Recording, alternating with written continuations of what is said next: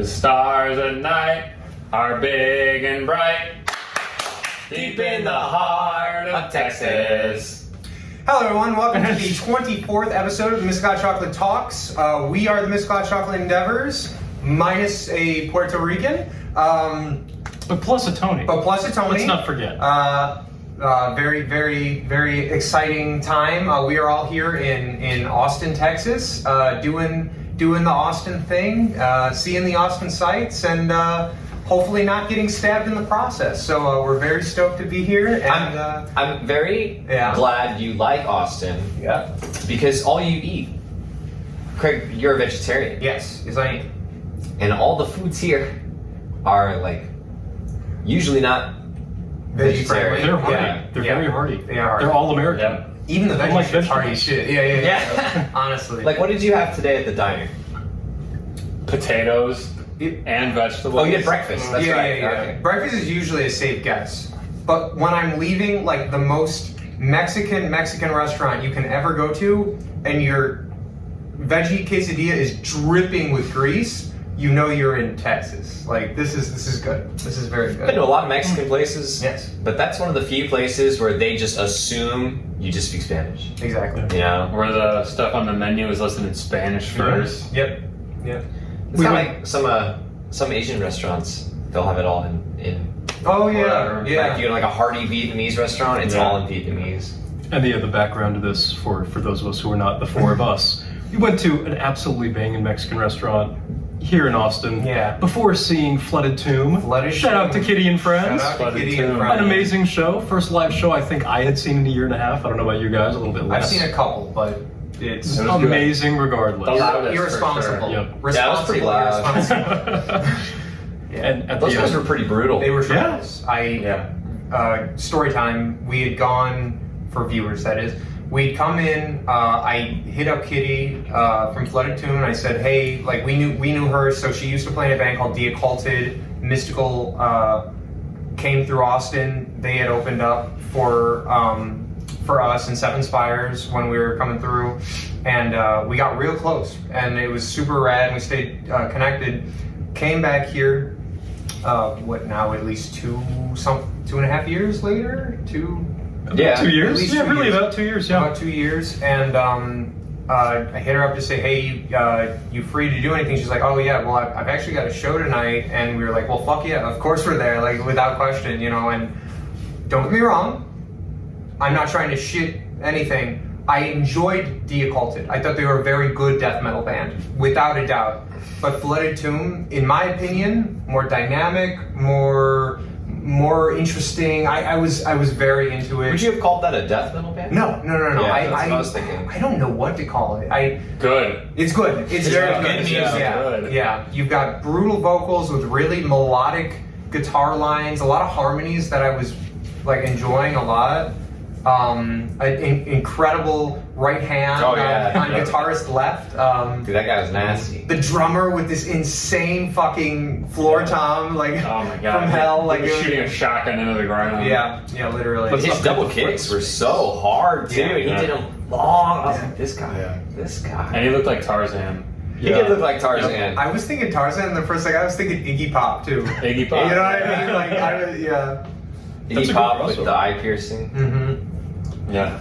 That was Sure. tremendous. After them, a really incredible like doom We'll call him like sludge metal. sludge metal. Yeah. They played after. They were also really good. I would describe them by like being punched in the face by Mike Tyson really slow. Yeah. Like he was But just you like feel it the whole way through the punch. It's You know the what I same mean? amount of force. Yeah. It's just the impact's longer. Yeah. That bassist though, man, Oh. had the dream rig. I gotta say, yeah, so bi-amping a Sun Coliseum head with an old 80s PV Roadmaster thing, and then the custom what cab. was it called again? A Worshiper?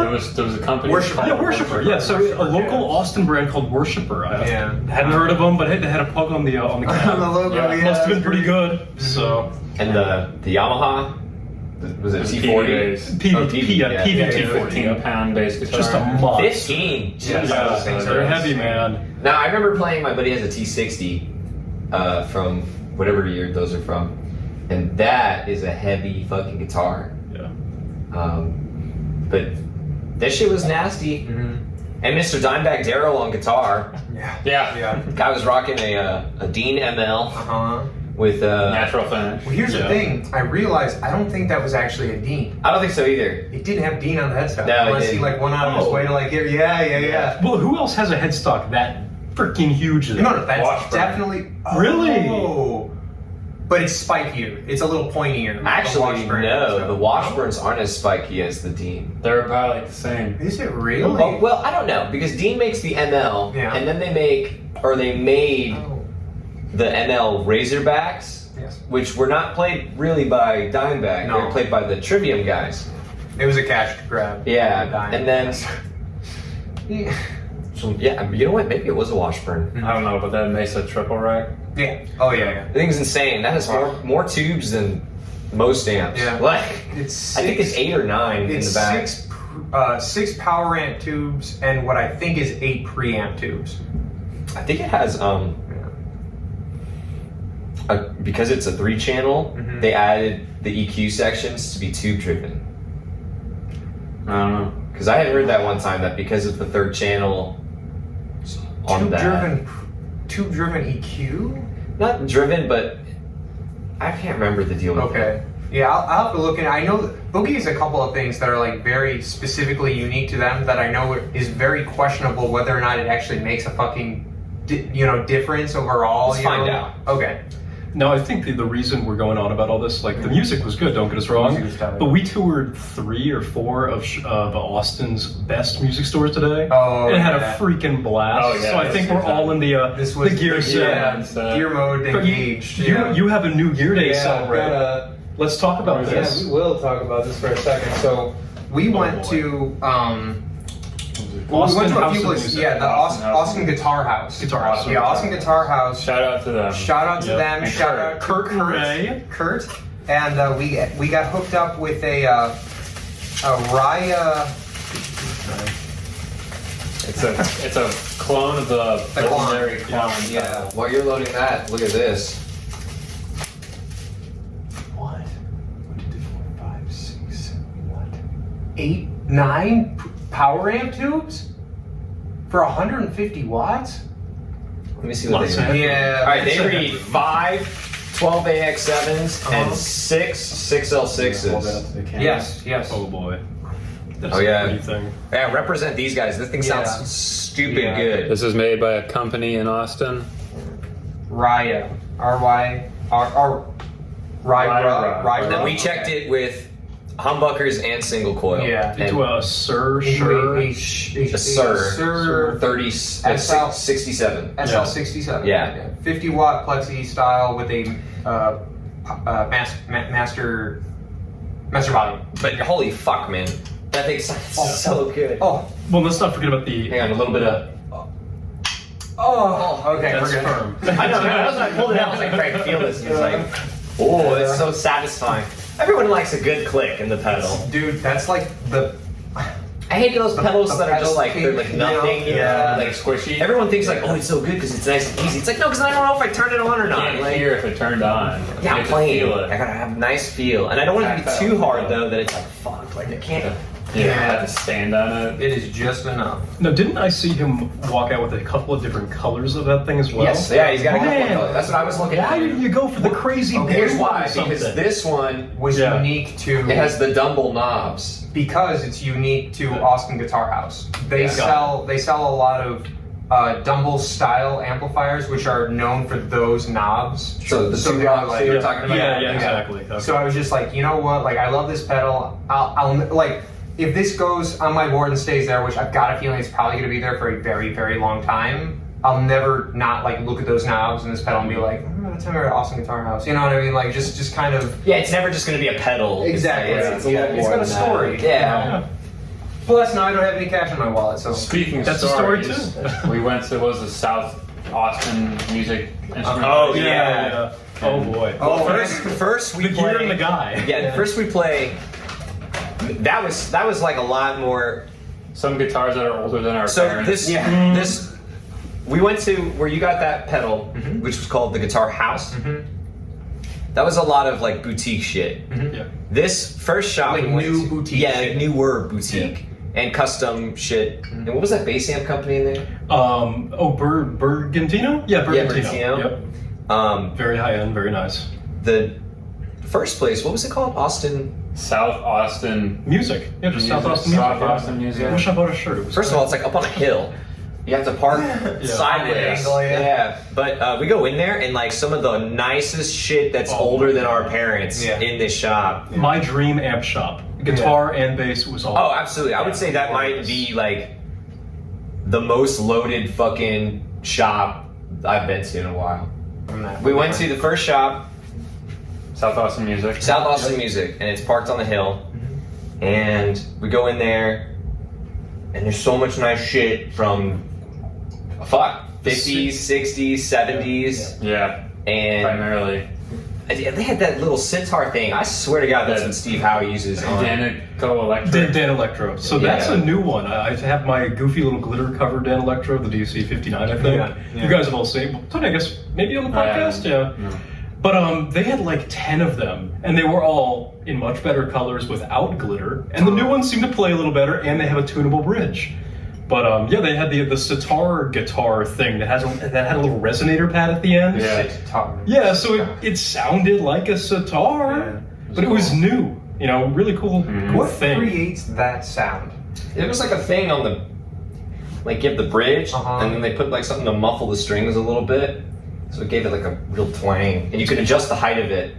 Oh, okay, okay. Go So how much twang? pressure? How much pressure So I it think puts it's on the probably some string? kind of a pad on top It's like of plastic. it. Oh, plastic. Yeah, Oh, just to make it okay. get kind of that Disturb the ringiness. vibration.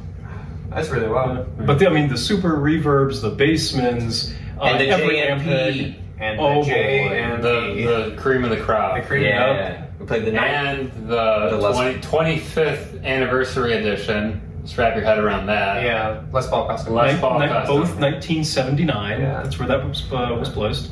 The guitar in a lot better condition than the amp, but fucking Christ, that was a loud amp. I wish we could have cranked it. That's the only thing. Yeah. I really it do needs wish. to be cranked. There's not. That's the whole thing with a lot of those early Marshall style circuits is that there's no such thing as preamp gain. It's all post. Because you got to play to a Coliseum. Yeah. Well, they weren't even thinking that at the time. It was literally just turn it up, sound good, yay. You know, like simple, basic. You know, like I don't even think that preamp. So I think Marshall started incorporating preamp distortion onto their amplifiers not even until I want to say the mid '80s, early mid '80s, something like So that. what do they do with the Volume 1 and Volume 2 then? So what Volume 1 and Volume 2 are two different tone stacks that are essentially feeding two sides of the same preamp. So it's not like two separate pounds, it's the same preamp. Or I'm sorry, two different preamps. It's the same preamp, two different sides to it. One is very, very bright and very, very I noticed harsh. that, and one is a lot more the low end. Very dark, very low, mid-heavy. And so the idea was that based on your cabinet and what kind of a guitar you were playing, You could would adjust it. balance. Yes. Yeah. No, it's a mono input though. Or does No. each channel have an input? So each channel has an input Okay. that, technically speaking, you could A B in between. So if you wanted a brighter sound, but they didn't even. I don't think they had ABY boxes. You know, at that point of time in history. You know, I don't think. Maybe they did. I don't know. But you could get a brighter sound or a darker sound. But the key was that you would take some kind of a short quarter-inch jack and run the two together. So jumper one's out into the in of the other one, and now suddenly you have the crazy harsh and the crazy mellow in the same sound, which is the way 95% of players play them, and that's the sound everybody knows is like that, the plexi sound or the JMP sound, like, you know, it's just that, and it works and it's glorious, but you need fucking volume. No volume, no chance, it's over. It's done. And there was no volume in this little shop. We tried to give it a little volume. They cut us right down. They shut it down. Yep. We got a little bit of it though. We got a little taste. A touch, Yeah. just enough to go like, oh god, I And when need I to find say a way to I afford need this it, now. yeah. And it was too loud, and we had already had that pedal at the volume all the way down. I thought it was very smart this was actually blowing me away a little bit. He was attenuating the sound of the amplifier by using the level on the distortion pedal. Yeah. I'd never seen that before. Yeah, that was the whole point. Was you use that. Where did you learn to do that? So that's the whole thing that little JHS thing I have is. Oh, the Oh, that little one Yeah. knob that's sitting under there. Yeah, it's like. Okay, the now I same know what it concept. does. Cool. but it's sitting in front of the amplifier as opposed to in the loop. Oh, he ran it in the loop. No. Oh, he had the pedal. Yeah, in front. yours is Mine's in the yours loop. in the loop. But Yeah. it works the same because that's why. That's a lot of times why pedals will have volume knobs. It's Uh-huh. because you'll turn it on and you'll be like, it sounds great, but it cuts my volume down. Okay. And so they started putting volume knobs on pedals so that you could crank it up or lower it depending on what you were doing when you turned that on. Okay, cool. And that's why like the Boss tremolo. Yeah. That's why a lot of people get. That's why I have like the JHS The mod. mod, They didn't have yeah, a massive okay. volume, and so when you turn it on, It's always at it that would same cut like level. 10 dBs out of your volume. Gotcha. So by vice versa, if you have an amp that's way too loud, Yeah. you can turn the volume down Nice. without losing the. It worked. Yeah, it works really great. worked. Okay, the fuzz through that amp though. Yeah. Yeah. Nasty Yeah. shit. What was bro. it called? The Fuzz Master General. Fuzzmaster General by Earthquaker, right? Yeah. I might sell my Nasty, terminal to get that. That was Nasty, nasty pedal. I have the terminal fuzz from Earthquaker. They don't even make it anymore. But it sounds pretty good. But that thing was. It might have been the amp. I don't know. Yeah. You like I said before, you're playing a great guitar through a great amp. Everything's gonna sound good. Yeah, no matter what you do, it's gonna fucking. Yeah. That place was rad, man. They had a lot of fucking everything. I don't think they had something I wasn't looking for. They had every Fender amp I could imagine. Yeah. They were insane for amps, but I don't know if you guys noticed in terms of basses, they had like a couple of those knockoff. What were they called? Not Vintera. Ventura? Whatever it was, they had a number of those. Like the $500 ones, right? Yeah, they had those, but they didn't really have any reel of any brand. They had a couple of like low-end G&Ls, which I. You know why? But let me shit on G&L first. G&L Do it. sucks. Ruin them. No, I'm kidding. Don't. Oh, I sent my bass, my brand new bass. I don't buy new instruments. One of the only ones I own. I sent it in for warranty repair because the very first time I ever set it up, one turn, and then none of the truss rod came right off, and the truss rod cracked and came through the board. So I sent it off, spent $250 on shipping, with a brand new nice set of strings on the bass and all this. Got no response from them for 3 to 6 months. They shipped it back, fine, whatever. I asked them, hey, like, if you're not going to reimburse me for shipping, which they initially said they would, put a new pick guard on there. I want a black pick guard, and leave my strings in the case. They didn't do any of that. So I was out. At this point, I got the bass on sale. I basically paid the same price because of the shipping and all this as I would have otherwise. Still isn't right. G&L, fuck that. Anyway, why did they not have anything real in that store in terms of basses? Guys. Not even a vintage one. Guys. Fuck them. That's right. Yeah. G&L. Fuck G&L. G&L. I'm just gonna say it. There's two reasons they didn't have nice basses in there. One, the first thing, which is that they were sold out.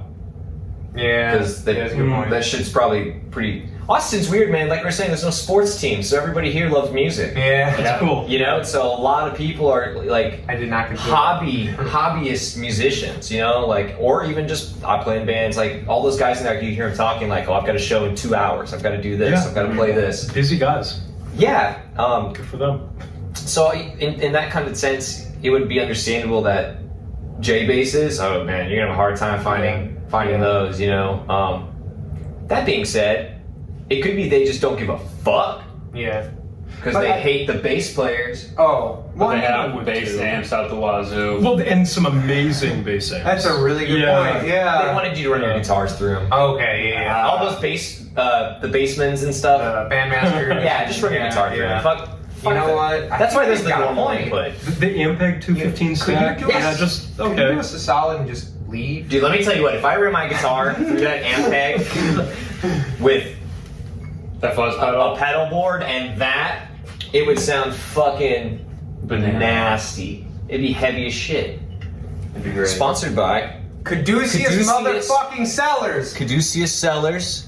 Shout out to Maynard. well, of course Maynard, but Total Wine. Total Wine. Shout out to Total Wine Total for Wine, having Austin, it. Texas. I- Your alcohol superstore. As a hard fanboy of the Caduceus Sellers, Oh my God. seeing this stock regularly in a store was a pretty beautiful Mind moment. blowing. Yeah. I gotta say, my favorite moment Thank you, gentlemen. Of that trip was to see Tony go out after we buy our beer and whatnot, and get a 4-pack of prosciutto and mozzarella sticks. Mozzarella. Nice little snack there. This guy. I appreciate that, sir. So then we're at the store. And who walks in? Fucking Craig runs around the corner like a little girl, and it's like, guys, Like, what? Eric Johnson's here. No. What? Yeah. And then there he is, just Just chilling. Just chilling? taking Looking at stuff off the wall. strats. Looking Yeah, at of strats, course. obviously. Playing You know? strats. This looking one's at okay. strats. He puts it on the wall and just walks around. Well, there was that Mustang that you were looking at, made your day. Then he He's walked looking right at a up to Mustang? it. Yeah, good And- touch. Because he knows. He knows. Me and Eric have touched the same guitar. Just don't want to Well, fucking, you know. So then, I had to run up to him, of course. Get that picture. Yeah. Thank. See, now this is Well, how I we see need the to picture, do it. Just have somebody walk up, show Love it. so I don't have to edit it Yeah. and post. It looked like he was looking for just new shit. Yeah. Like, he's just like, what does Eric Johnson do on his day off? He goes to a guitar shop still. And by new shit, you mean new vintage shit. He's not. He doesn't give a shit about. That's the new thing. shit. The man plays, like, he's known for having, like, the greatest tone. He's so specific about his battery and everything. And, I mean, he was a nice guy. Took a picture with me. His battery. Oh my god, I forgot about that. That's not a thing anymore. Thank God. Okay, so I don't know interesting about thing this. about Eric Johnson is there was for the longest time he got a lot of shit like because he's a tone loony, right? Like he's a loony. tone loony Oh, and a he's a loony. toonie. But so his whole thing was he was convinced that I think it was the 9-volt batteries from it was either Australia or Japan, one of the two were like the best 9-volt batteries to get the best tone out of your pedals. It sounded better than a power supply.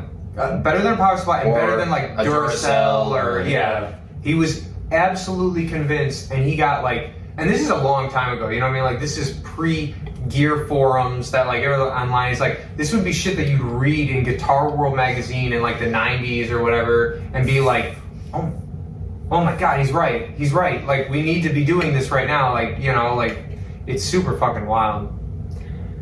Eric Johnson's got some crazy tone, man. He does the Fender amps through the Marshall amps. And Well, and this was another thing. Sorry, I need to jump in because like this is just today's conversation with Kurt. Hey, Kurt.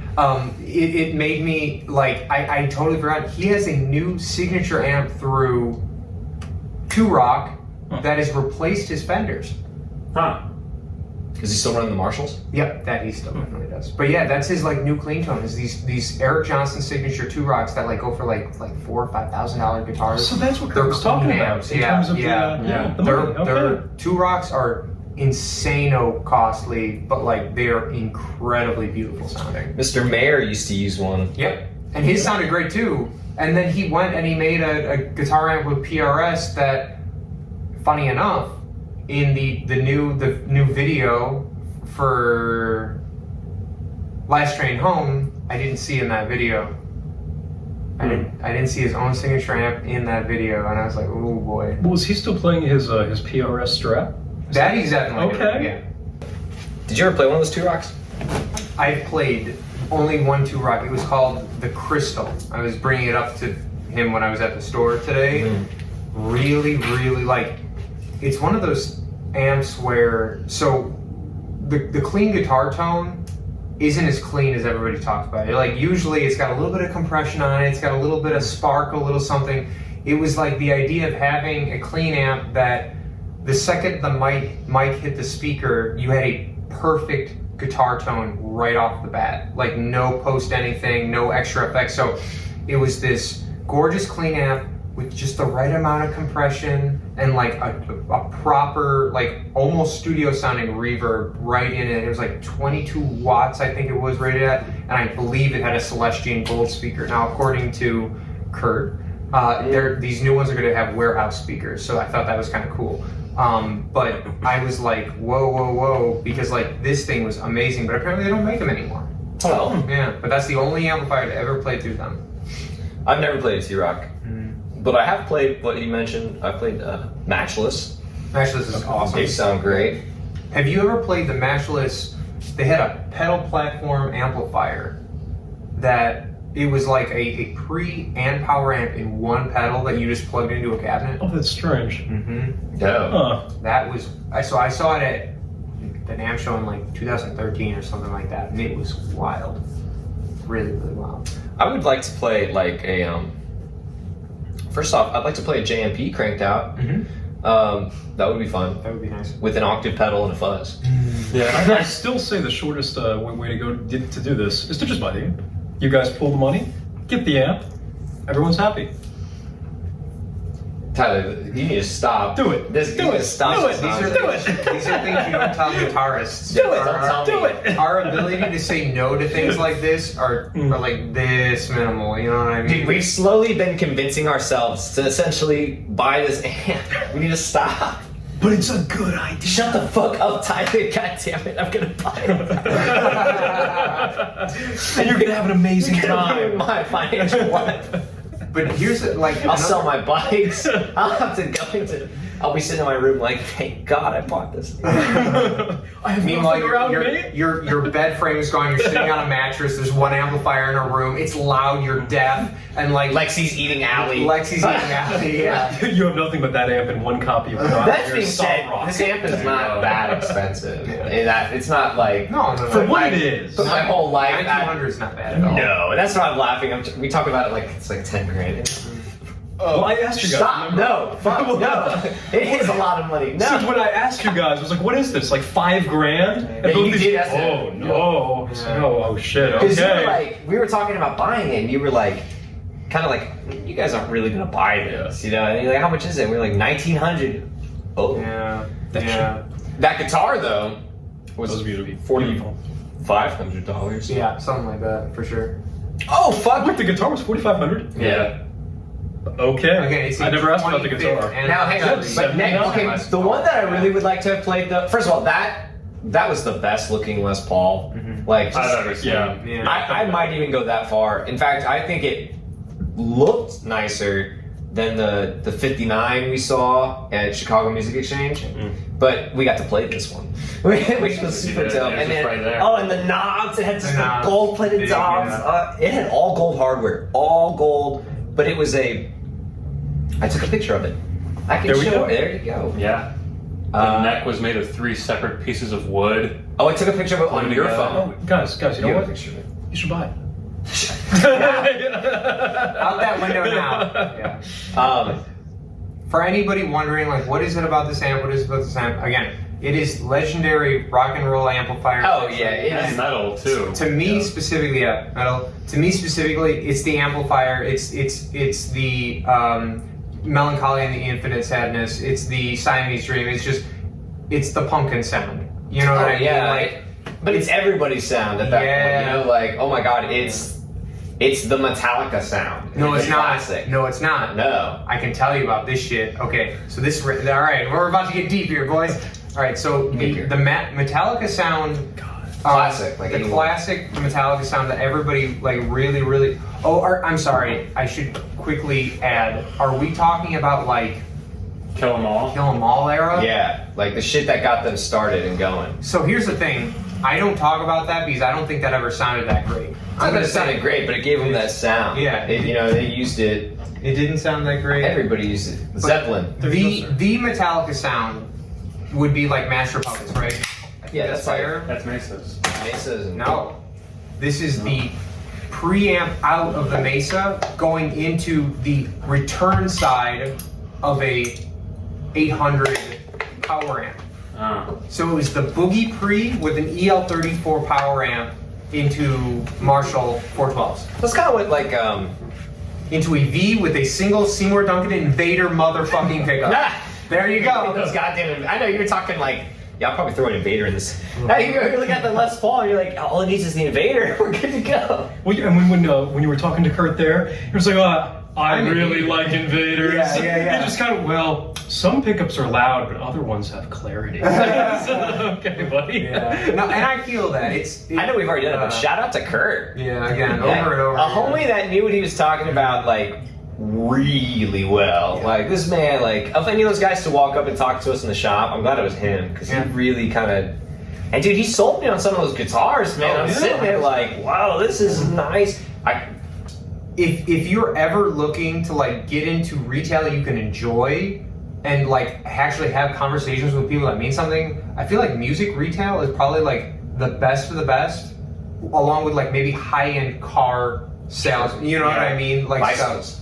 Bicycles. Yeah, There you that's go. the word. Yeah, that's another one. I think any hobby, any hobby that involves, obviously some hobbies are cheaper than others, but Cooking, probably. cooking, Yeah. if you go, like, you can go, like everything we talk about, music, bikes, cars, you can go to a boring place Commercial to get painting? into stuff. Yeah.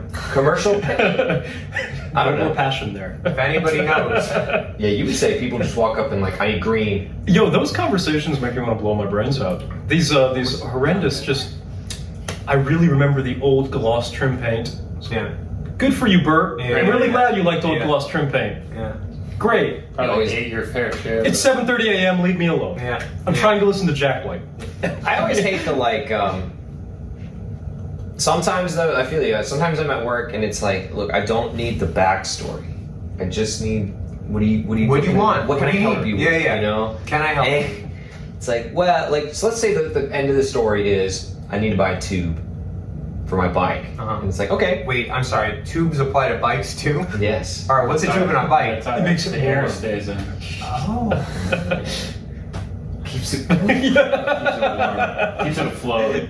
And so I would always like, but someone will come in and be like, well, in 1941 I was born, and then from there when I became like 6, I got my first bike, and oh my god, I rode it when I was 6. Oh till, my like, god, did I write it? And like then I turned 30, and that's when I had my first kid. You know, wasn't on purpose, but I had my first kid, and I'm like, dude, what the fuck? Like, Yeah. and they'll go on and on and on. time on the video. And it'll be like, this is where I got my bike, and this is what's going on. And I'm just like, you know what? Go kill yourself. Fuck him. Yeah. Yeah. All right. Yeah. Yeah. But I did not get that from Kurt. Not at all. man. No. He was down to go as long as you needed to, you know? They were closing too. They were Yeah. they were Yeah. closed. Oh, they were? We left 12 minutes past the time. Okay. Yeah. I was gonna say, I plugged my guitar in at like 55 or 50. Very rad. That was the lightest damn guitar I've ever held. What was it called again? Yeah, what was it Hey. called again? It was local. I have to look it up. It was Fathors? I need to look into it. Something like that. Lathors? We're gonna find out on a later podcast date because Craig's not gonna put this in post. No. We'll find it. It's like, here's a picture of the guitar. Yeah. Shout out to Kurt. Yeah. Yeah, no. Fucking, oh, and we also went to a badass music store. Oh my god, the record shop. Yeah. Waterloo Records. Oh baby. Thank you, Tony, for the recommendation. Yeah, Tony, welcome. brother. Yeah, well, where are our These finds? are our finds. These are great finds. I didn't. I found them. Those them? Who the hell threw that shit on the ground? It ain't me. I found them. But I found them. There you go. All right, we got lots of cool shit here. I should have bought cool shit. This was a good time. All right, for me personally, I got Filter Short Bus on vinyl, 16 fucking dollars. This band did a lot for me in young, more angry Craig periods of high school. Yeah. Whitechapel and Filter, kind of the same thing. I don't know. Oh. People will find out about that next week. And then I got both Tad's Leafy Incline and 8-Way Santa, both used, and a total of $6. So that was quick math. That was a really tremendous find Tremendous. on my Yes. behalf. Check out Tad, very underrated band. It's Trevor. Trevor's Oh, fine. boy. And Trevor needed something for his wall. Did you already take yours off? Sorry. Oh, okay. Okay, get yours. And so I got This is show and tell time. And I got this I got Oh boy. Evil Empire. Rage Yes. Against the Machine. Yeah. I like a little bit of brutality. Classic. And I didn't get music, I got a movie. I got my favorite Nick Cage movie, Mandy, on Blu-ray. God. Classic. Nothing better than a raging cage. Honest to God's truth, one of the best movies I didn't intend on being the best movies ever made. Right? I'm not kidding. It I have not opens seen up that. with King Crimson. You Wait, haven't what? seen it? No. Yeah. Oh. It's There's Nick Cage in the woods cutting down trees to King Crimson, and then chaos for like an Chaos. hour and a half. Yeah. If we can find a way to watch this tonight. Oh my. Yeah. You're a savage. Oh, okay. You want to keep that on? Yeah, we should go to my brother's to watch. drunk and high at the same time, drinking champagne on an airplane. We don't do drugs. That's not. I just said drinking champagne on an airplane. Hey, You're drunk and high at the same time. Hey, the Book of Mormon. We do drugs. John, Oh yeah, John our Smith featured guest. says. Our featured guest for the week, Oh yeah. John Smith, The Book of Mormon. and of course Joseph his Smith? The classic. Oh Holy yeah, Bible. Joseph Smith. Joseph and, Smith. and the prequel, the Holy And Bible. of course the prequel, the Holy Bible, which actually, this is a two-parter. It actually has 2 parts to it. My motherfucking people. No. I'm kidding. Yeah. I will not read from it. Wait, I'm sorry. So fill me in for a moment on Mormonism. Yeah.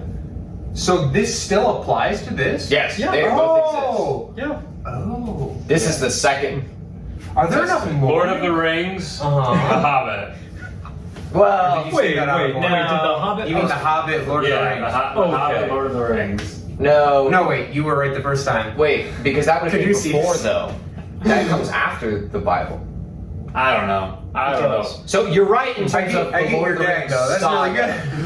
really good. Oh, I see. So, A New Hope, A New Hope, The Empire Strikes Back, Return of the Jedi, Phantom Menace, Attack of the Clones, Revenge of the Sith. No, Oh, fuck me. Sequential. it would be Oh. A New Hope, Empire Strikes Back, Return of the Jedi, Episode 7. 8, 9. Oh, okay. Return The Force Awakens. Yeah, yeah. The Force Awakens. But that's it. Oh, only Oh. one. That's particular. Should we write the next 2 books? Of Mormon. The Book of Mystical. The Book of Is Mystical. that where there's all these blank pages? Yeah. You're supposed to. Like, what's It's a build your own adventure. the Mad Libs, bro? Yeah, the Mad Libs thing. Yeah. Mad Libs religion. Well, see, and the other thing with this, They saw Jesus in a field. Yeah. the He was hilarious. tending to his If you look at the front of this thing, though, it literally says, like, you know, the comedy Broadway thing. Yeah. Another testament of Jesus Christ. Oh. Doesn't that just sound like something underneath a Broadway descriptor? Yeah, kinda. Like, it sounds a little funny, but Like it's the Book of Mormon, Part 5, another testament of Jesus. Another- It's the word another. And another one. another one. And another one. We the best music. Let's read Book of this. Mormon. No, it's not. I'll read one sentence. All right. Alright, one random sentence from the If we Book of catch on Mormon. fire, Ether ether. 4:6. No, either. Ether 4:16, verse 4.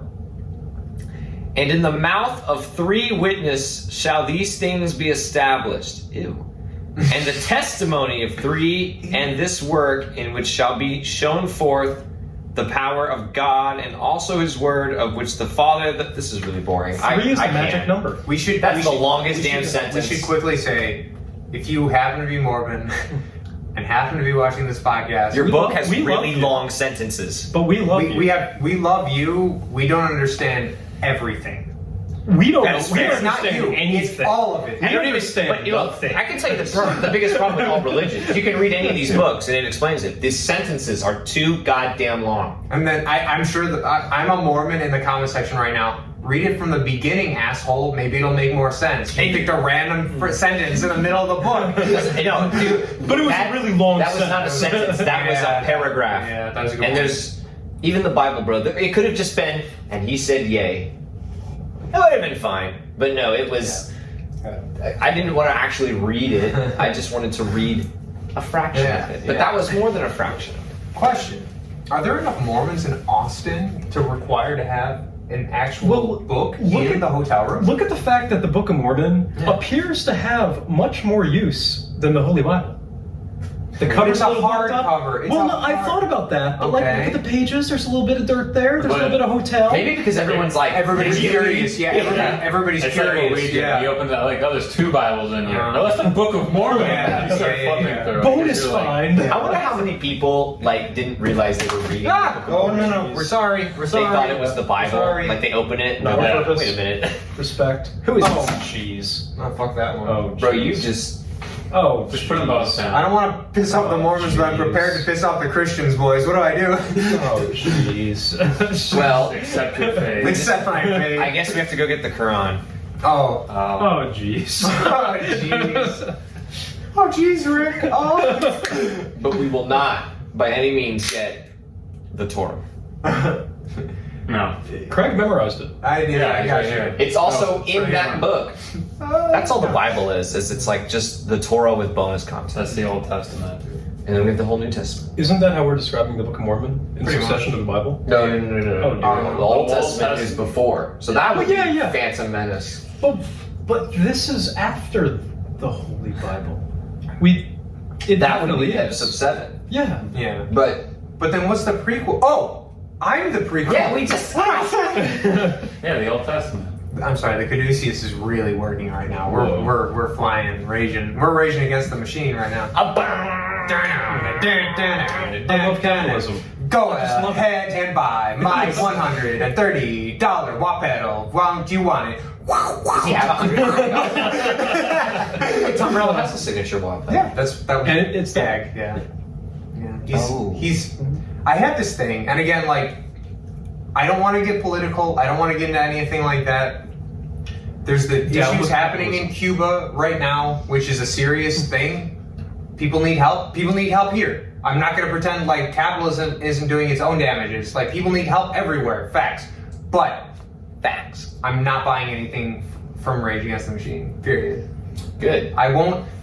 An anti-capitalist band can't get extra income from me personally because isn't that the point? Like, don't you? Isn't money? Doesn't money not exist? Yeah, but they're musicians. They get fucked too.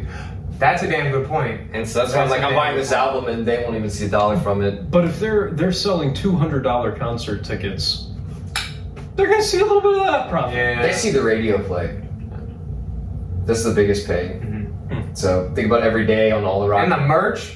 Oh Think yeah. about the the merch merch. alone. Yeah. Think about every day on those rock stations. They'll play "Killing in the Name." They'll play "Bulls on Parade." So yeah, like you said, just the 2 songs that. That's what I mean. Okay, another band, a similar, a commie band of sorts.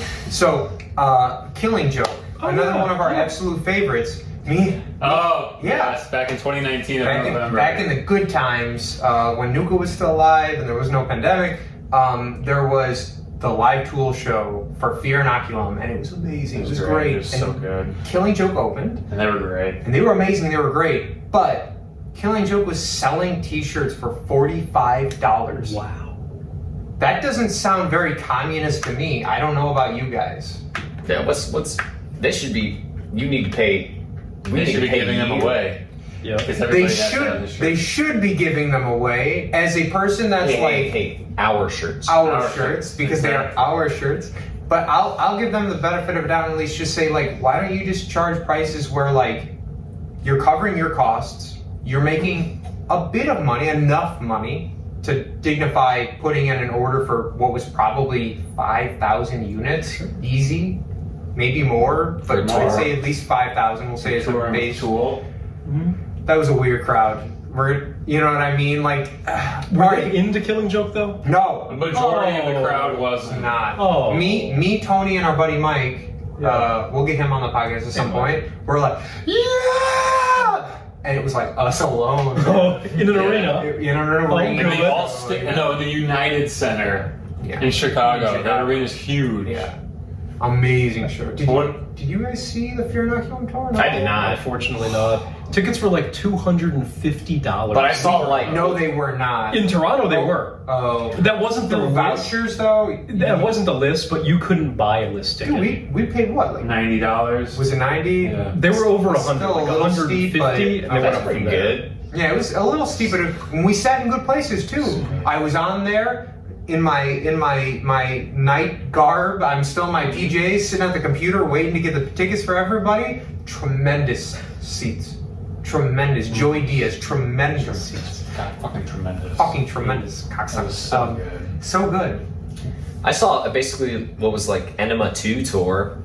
Because they played so much of Enema when I saw Was them. it in 2017? It was in 2014. Oh, okay. And I saw them play most of Enema, and then I saw them in 2016, and then was that 2017 Yep. at Boston College? Boston Calling, 2017. Or was that 2018? No, 2017. You're 100% right. Yeah. I can't remember. Oh man. All I Or remember is- apparently you could have seen Weezer. Yeah, I didn't see Weezer. But I saw Major Lazer and Cage the Elephant. Are they pretty good live? Cage the Elephant was really good live. You know who else is pretty good live? Typo Negative. Oh! Tony with the transition. All right. A album of the week. Ba, ba, ba, ba, ba, da, da, da. You gotta take a sip for that one. Da, da, da, da. All right. Well, ladies and gentlemen, as you know, I'm not done. Okay, go on. Okay, I'm done. Tremendous. On the album of the week, we give it away to our guest to do it. We got Tony this week, where he gave us a tremendous recommendation from a tremendous band. Let's go. Let's talk about some feces. My album of the week was Origin of the Feces by Typo Negative. Ba, ba. The band's sophomore studio album, but you wouldn't think that upon your first listen like I did, because it is a fake live album. I don't know if that... Liars! Yeah. I don't know if that threw any of you for a loop for the first time listening to it. It would have, if not for the fact that I did a McGoogle while we were on our way to Austin from Houston. Yeah. And the whole car went, oh. Well, so I was fooled for 30 minutes. No. And then that's when the McGoogle came in, and it broke our hearts and I knew it was shattered some our kind of perception. edited live because I was like, "There's no way that this was said or this." When they was start, said. you suck, you suck. Okay, look, that's what we joked suck. about. I was like, okay, it's funny when like you edit something like that in. I get it, like at the time, but Primus did it. Exactly. Yeah. Primus can Primus finish a sucks. song and everyone goes, "Boo! You suck!" Like Yeah, it's great. Yeah. It's a party. Yeah. That being Yeah. said, though, what I started thinking about like over the weekend is what does it take to edit an album into that kind of live album? Like, Yeah. where do you get those recordings from? Where do you like that was tape? Anywhere. No, it wasn't. That was 92 was definitely Pro Tools by that point. I don't know. I don't know about that. Because, yeah, two is like when Pro Tools. I thought I don't know. 88 I thought So- 89 was Pro Tools V.1. So I don't there, think everyone was using Pro it, Tools as an interface, as a recording interface, came It into don't. existence. It don't indeed. Idol. However, the workstation. Yes's Talk from 92, 3, 4, one of those, was three? Okay, it was actually the first album recorded to a hard drive. Really? Straight up, yeah. Oh, wow. To a hard drive. Holy shit. Wow. So I know they were a little bit of history there. But yeah, I don't know. As far as layering it, I mean the tones on the record seemed very like it sounded off. It was roomy. Yeah. And I could tell, but it sounded like it was a big room with the drums, like John Bonham style placed way up there. But then like it was a really clean, not cleanly, but loudly mic'd, I think, hi-hat. So Yeah, what is yeah, that? it It was, was like yeah. this is a strange Yeah, live it's recording. weird, it's weird. Yeah. And the feedback. Yes. In my opinion, Oh my the worst God. part about this album, like, And you know, because Typo... it's untreated. They don't. But it's on purpose. I know. Because Because that's the way they're the band trolls. is. Typo Negative are a bunch of trolls. I told Throughout them their in the car. entire career. Dude, I swear, tell me if you agree with this. I was listening to what's the singer's name? Peter Steele. I was listening to him talk, and I was like, this guy sounds like Dice. Yeah, Andrew Dice Clay. And I was like, I could imagine him being like, "Hey, you're ugly. Oh, balls across the nose." If you want to know how big of a troll these guys are, this is the original. I told them. Okay. God the original damn. album cover and the first album cover for this band was Peter Steele's asshole. Show them. Oh, it was his asshole. Oh, that was his But asshole. nobody needs to see this. Yeah, you guys I do will this. show you I don't guys. want. I haven't seen it. I don't want to get us. Peter Steele's You know, spread asshole. that Nice. explains all the hair. Yes. Okay. I didn't know it was his. It So says- he's a giant.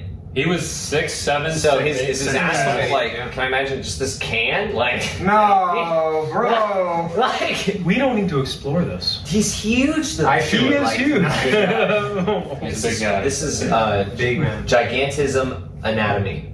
Yeah. Well, so Literally. you guys told me about the fact that he was, huge, like Yeah. physically huge, Yeah. before I listened to it. So when I heard this, I imagined this like 7 foot tall guy just, pow, hours shredding. It's like, holy shit. He's got that yeah. voice. But which is wild it's because you got huge. Which he didn't really utilize till later, though, and that's the whole thing. Is like, and the thing, and I think the reason is that is like, this was coming right off the tails of one of his first like major bands called Carnivore. Yep, which we I talked don't know if about you're- this in the car yeah. right here. Yep. Yeah, big thrash band, very popular in New York. Oh, were they a popular band? Yeah, they were pretty popular. Even at the time? Yeah. Or did they become big after Type O got big? They, And then, they were reasonably popular. okay. From just a, Like they could fill a bar. medium small. Oh, a bar. Okay. like a pretty big bar. Okay, fine. But like you can clearly hear the leftovers of the Carnivore influence. On this album. The first two albums of Okay. Type O's career. Yeah. And then their subsequent albums, Bloody Kisses and October Rust. Yeah. That's the Rocktober. I call it the stripper music era. Oh, Because okay. if you listen to those songs, What did I say in the car? is that what you I said? literally referred to. October Rust. No. There's a song. Black Number One as the goth girl stripper Anthem. song. Yeah. You know what I mean? Yeah, a lot of Like, people do. And then after that, you get where there were like the band members' addictions really started coming into play, and it just becomes incredible. It's sad boy music. It's despairing music. Oh, you can hear it though. Like, one thing I did like about Origin of Feces quite a bit was how punk it was. it's Yeah. punky shit. Oh my god, it's one of the punkiest things ever. And then the live bit kind of adds to it when he's like, "Hey, fuck you," like, and all this Yeah, shit. you want to throw shit, come to the front of the stage. Yeah. Yeah, hey, why don't you turn around and walk out of here? Like, Yeah. But then you learn it's not real. Yeah. and there was That like was double kinda- kicks on Let's, that. for the shit. remainder of the period, let's say the audience knows at this point it's not real. We know Yeah. it's not real. We're going to refer to it as being real right in this moment.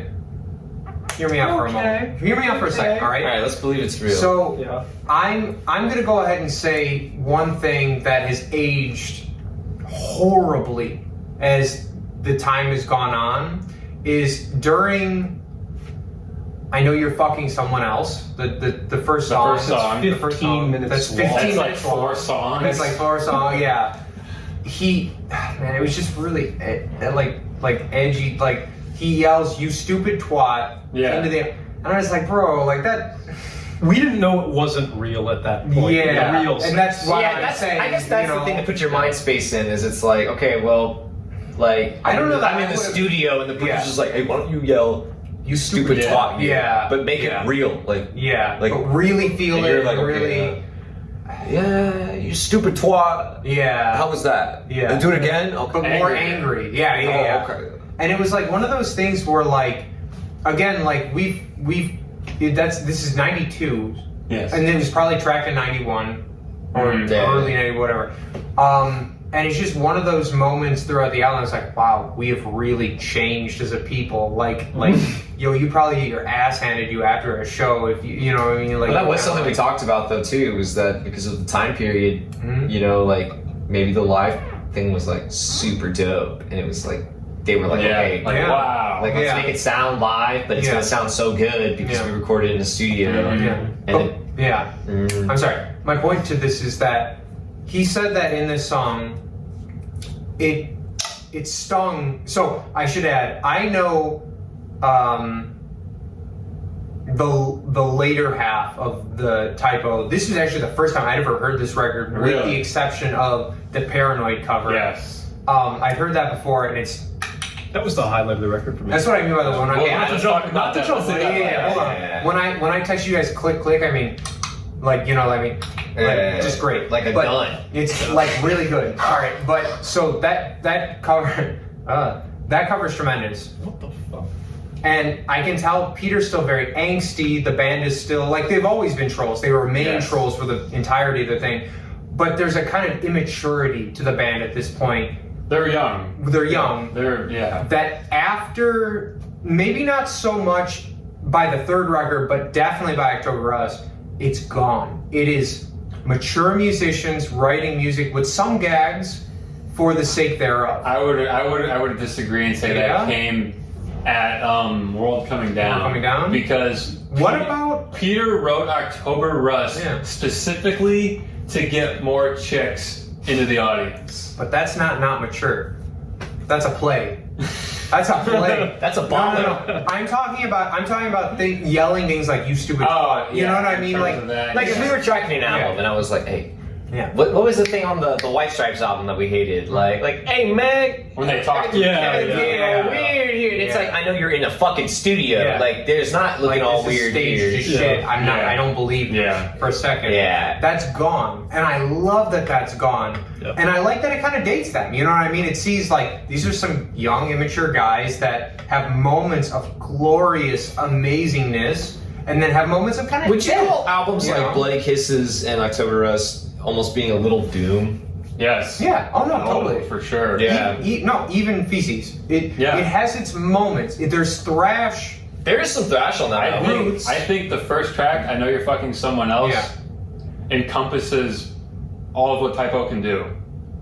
Yeah, that's a good point. Like It's a lot, it's they pretty have fair. like the big atmospheric riffs and then the fast punk parts. You know, as long as it is and like then it's like, you know, there's stupid jokey humor.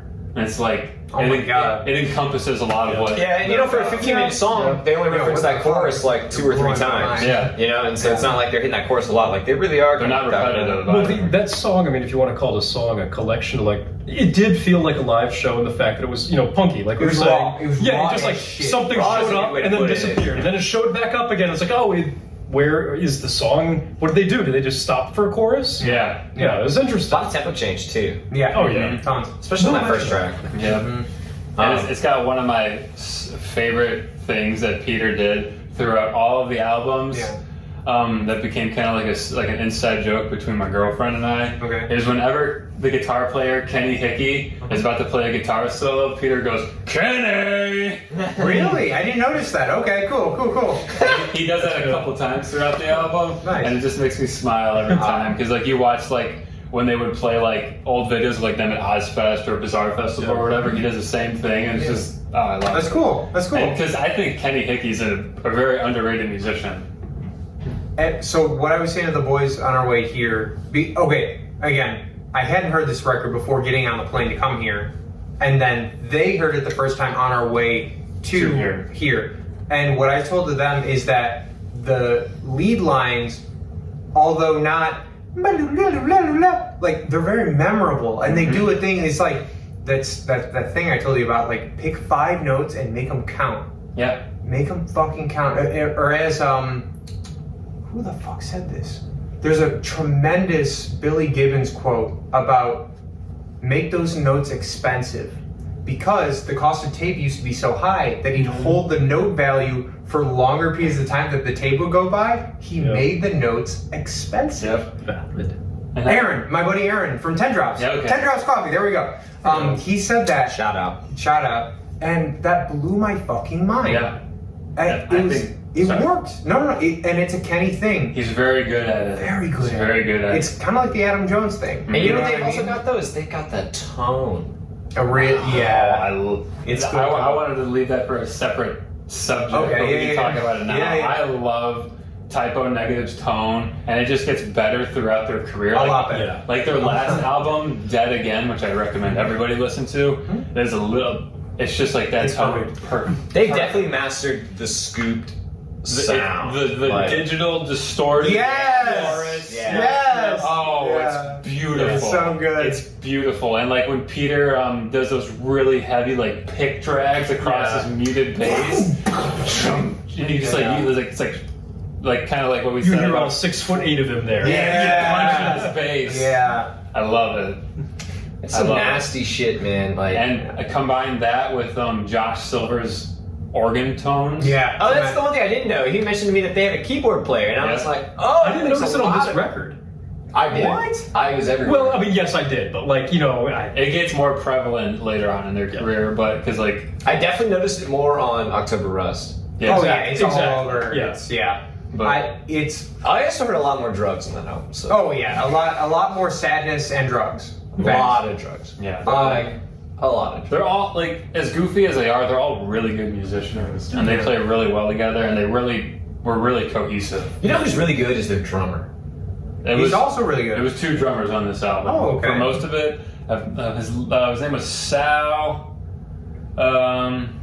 let's see. Salvali. I think it was Sal Abrascato, and then they got John Kelly to play on the Paranoid track, Oh, okay. and then he was their drummer. From there on out, okay. Yeah. I always find the drums with Typo to be really impressive because of how slow it is. And it's almost the same thing with the band we saw last night where... Forebode. Yeah, so when you're doing sometimes... This, Forebode, that was the name of the band. Okay, there we go. Yeah, like when you're drumming... And I don't necessarily mean like, oh, you're drumming slow, but when you're doing those kind of rhythms, that doom style in a way, or like that super, almost shoegazy, kind of a Typo. Focused. Yeah, you gotta be fucking focused. There's a lot of times where... They're subdividing in their head constantly. Yeah, with like, those okay, kind of, 3, you know what I mean? 2, 3, 4, Ka. 4, 2. Keep their attention span out of it. Ting. Yeah, they're thinking in their head just, Ka. okay. Like, yeah. And then, because you'll feel like, fuck, man, 48 measures go by, you know, And at 80 BPM, you know. You hit 8 times. Yeah. And then, at bar 30 is like a... Yeah, like... And that kind of goes back to the Billy Gibbons thing you were saying about making those drum hits. Making those drum hits expensive. And it works, That's though. true. That's a good thing, is it works. You're sitting there just... Yeah. And then all of a sudden there's the... Boom, boom, boom. Yeah. It's like, oh, shit, like... Yeah. And then But when it's everyone's take there- what you do and make a quarter of that work. Yeah. You know what I mean? It's just like that kind of shit is maddening to me. Where even so, technically, the first doom band that I had ever really gotten into was Funeral. Okay. And so Funeral have oh fuck. For the life of me, I cannot remember the name of this record, but it was the first thing that me and Mike had like really connected on. He like listening to that album and hearing the way the drummer chose to not play on these in between. Because I guess like my way of hearing music typically is it's so subdivided because you can't. You know, when you're doing anything that's even just 4/4 based or like mixed meter or whatever, it's like there's got to be some kind of a division in the drummer. But it's like, what if I literally just kick, snare, kick, snare, and it's like there's so much like you're so reliant on your drummer really giving a shit, you know what I mean, throughout the course of your live set to make that happen. And like I would love to hear the philosophy behind like Typo Negative's drummer. What was his name again? Sal Abrascato. Sal Abrascato. And then John Kelly. John Kelly, which we could probably refer to as like the drummer of Typo yeah. Negative. Everyone knows John Kelly. Right, yeah, okay. Because even the first, like you said it perfectly, is that I Know You're Fucking Someone Else is kind of like this weird like transfer, like this is all of Typo, but it's almost more a transfer of the Carnivore to Typo Negative sound. Precisely. You know? Yeah. And There it's were like, thrashy moments in there. no, Yeah, totally. definitely. Oh yeah, you need to listen to Carnivore at some point because like it'll blow you away how different these two bands are. It's like comparing what's a really good one person that does two very different things. Steve Howe in Yes and Steve Howe in Asia. Yeah. There's some crossover there. Very little. You think so? Yeah. Blackfield and Porcupine Tree. Perfect. Okay. Yeah. Okay. Is just this kind of thing, and there's so different worlds. I'd love to hear his philosophy on how he did that when Typo was currently active. You know what I mean? Like, did you count, or did you just literally feel when to make that impact point? You know, I bet it became feel eventually because, you know, no matter how long a song is, you can memorize an hour of feel. Totally. You know, like Yeah. we play live shows, by show 12. But can you Yeah. measure an hour of silence between hits? That's the really, you know, Yeah, it's tough. these most Yeah. drummers are going to hit a thing 4 times before they come back on like a snare or a kick hit. You know what I mean? Like, that's a lot of... Can you resist? Can you resist, like, just knowing... And I think that's part of their training though too, because I've seen videos of like even any musician, like who's the bass player, super famous. He would teach us at Berkeley sometimes. Victor Wooten? Victor Victor Wooten. Yeah. Okay. So Victor Wooten had Yo, did you go there? Victor had like a video one time we were watching about like feeling time, and it would be like you have to feel time in silence, and like he'd have a rhythm section, and it would I forget the time would be weird. It was like 7, and he'd always have to come back to the 1, you know, whatever, and then So then the band like drops out, and it's just the click kind of going because he's doing a thing, and then the click would be gone, and he would just kind of play. And so and I've then, never seen this. but Okay. cool. But the band would always hit the downbeat, and he Yeah. would always hit it, and he'd be talking, and he's like, sometimes, and he'd be playing, so there's no one playing, he's just licking, even out of time, and always hit the one, and then he stops playing.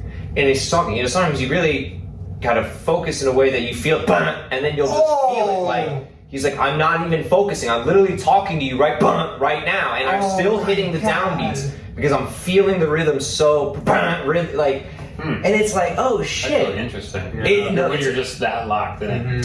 It's a really good video. Like, in the fact that he, like, everything just stops except, like, obviously the rhythm section has, like, a metronome going and they can hit the downbeat, and he doesn't. And he's just talking right now like we are, and he's... And that's why Berkeley keeps him on staff for being around for like a month and a half. Exactly. You know what I mean? Like, that's insanity. Oh, yeah, absolutely. When you get the training that, like, Michael Jackson got, you know, like, you become pretty fucking good. He also has the Wooten in the Woods camps, if you guys have heard of this, where him and a couple of other, I think bass players, there might be a guitar professor there at this point, but they meet up at his place in the woods in Nashville, and it's like a 1 or 2 week, like... Oh, he's always in Nashville? Yeah, he lives in Nashville. That makes sense for... And then he does the Woot Shed. I think they're related. The like, Woot Shed? That was at... That's brand new. That's fucking brand new. I think he did that every month for students to come and just shed with him. Yeah. But yeah, it's kind of cool, and like I assume it's a lot of those teachings, you know, the things that we caught in like lectures, in clinics, whatever, just every single day, you know, how to live the Victor Wooten way. And right. But point being made, like, you can build a feeling to all of that shit. Oh, yeah. You know, you practice enough, like, really good when point. you play with the same people every day. Bro, there's a point where me and Kay, like, even at our tempos, we barely have to look at each other. We didn't have to look. We knew at temp. So, interesting fact, I had our buddy Joey hit me up a few months ago asking about like dude, this like the old Haystorm stuff, not so much the newer stuff, just because like that came down in tempo a little bit and it got a little bit more intricate, but like the original shit, faster shit, like riffs and stuff like that, like how fast are you going? And my first initial thing was like, I have no idea. This is previous to understanding like what's a BPM? Yeah, like, let me start at 180. Like, no, you start at what felt good. What felt right. And it's like when you talk about... That's like, I remember working with, my Mike, vocalist, he would sing... Get your phone right. We're going to call him. We got to call him. It's his birthday. Mike, you're about to see this because I know you're watching right now. So we're about to fucking call you on your birthday, motherfucker. What I think was cool... Trevor, get closer to the phone so we can hear Mike. Yep. Hear Mike in the mic. But what I think is cool is that I would track him, and when we were tracking, he would get a little off sometimes. Okay. But if he was just sitting there singing, like no instrument, just in the room, like I remember one time I used to have a video that he was singing. We're singing, by the way. Tool When song. he answers, we're singing "Happy Birthday." Absolutely. What up, man? Oh, 1, 2, 3. Happy birthday to you. Happy birthday to you. Happy birthday, dear Michael. Happy birthday to you. Yeah! Woo! Happy birthday, Michael. Thank you, man. Thank you. Good. Well, we're filming the podcast, so you are now going to be on the podcast. Better watch it. What do you have to say to yourself? What do I have to say to myself? I don't know, man. I'm having a pretty good day. Nice. Well, Hell yeah, brother. great thing to tell yourself. Keep it up, and we'll give you a call later. Sweet. Thanks, guys. Happy Love birthday. you. We love you. Love you. Bye. I don't know you. I hate You that do guy. now. What an asshole. Oh my god. I was actually thinking about this all in the car on our way to Austin. I was like, we need to call Mike on his birthday. Like, this is perfect. So this is good. I feel really good right now. Yeah, he was going to come, but he's got stuck in Boulder with a new job. Darn. Colorful You know what, Colorado. man? Back to Colorado. Colorful Without getting Colorado. into details of this, but Mike's in a good place right now. Oh, fuck yeah, he You know is, what I bro. mean? He's Like, in a great so good. place. But anyway, Yeah. being relaxed and being natural seems to come out better. Because I remember he was in the closet one time singing Parabola by Tool. Of course he was. And Fucking just by himself. And I remember recording it on my phone on like a Snapchat or something.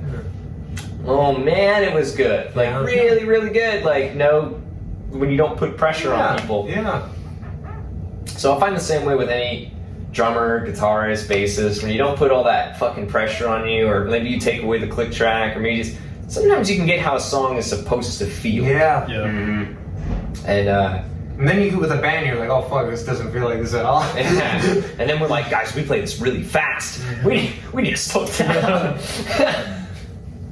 You good there? Yep. It was so true that he's crying wine. Oh no, that was like a weird. You know when the lips do that thing where they release from the nozzle and then the blowback kind of happens. What's your drinking technique? It might be improved. You just like trumpet. Yeah. Okay. That's good technique. It's fucking I'm sorry. I like to really trumpet it. yeah, trumpet. Oh, I thought you meant like Yeah. dongle trump. Dongle Trump. Dongle trump. No, okay. Yeah, I kind of trumpet it, I guess.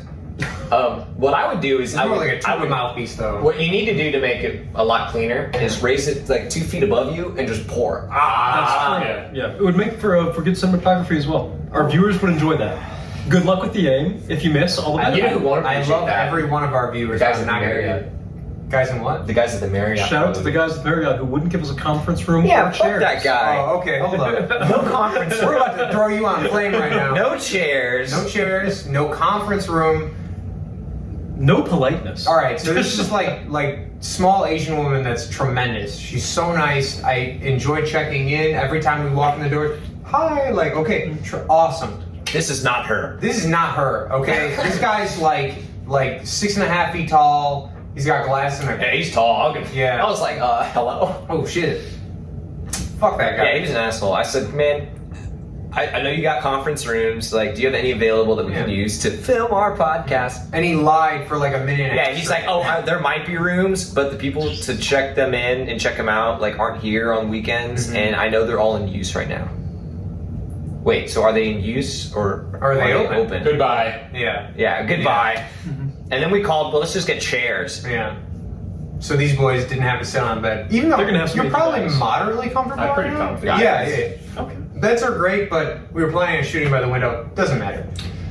The window would have been nice. Yeah. Not that we have a great view of anything except Instead, Fogo de Chao, we've got the Book of Mormon Wait. who apparently took out the Bible. a while ago. Oh, geez. I was looking at, you know the little red recording thing? Yeah. I was looking up here. Yeah. Like that was some sort of an exit sign. No, I that's was like, not- wait a minute. Huh? We should not have been talking about the Book of Mormon. Yeah. Because they're taking the exit away from us. Nah. But no, we're okay. It's gone. Yeah. But bro, let's backtrack. Yeah. Typo negative. Typo negative. Fucking great. Fuck it. You know what? Yeah. I think they're one of the most. Oh, wait, so let's get to the Paranoid song. Because No. Let's back it up. We gotta get there. You gotta, you gotta earn it. We only talked You about gotta the first earn track. Oh, that's true. Like, so going through another funny thing that showcases the band's humor and the track Gravity towards the end. I don't know if you caught it. Go on. Peter stops the song. He's like, stop. For the bomb threat. I just got a call from our stage manager that there might be a bomb in the building. Yeah. So you might want to turn your asses around and walk out the door. Yeah. That's actually a reference to when they toured their first album and someone called in a bomb threat on them in Germany. Whoa. Holy shit. Yeah.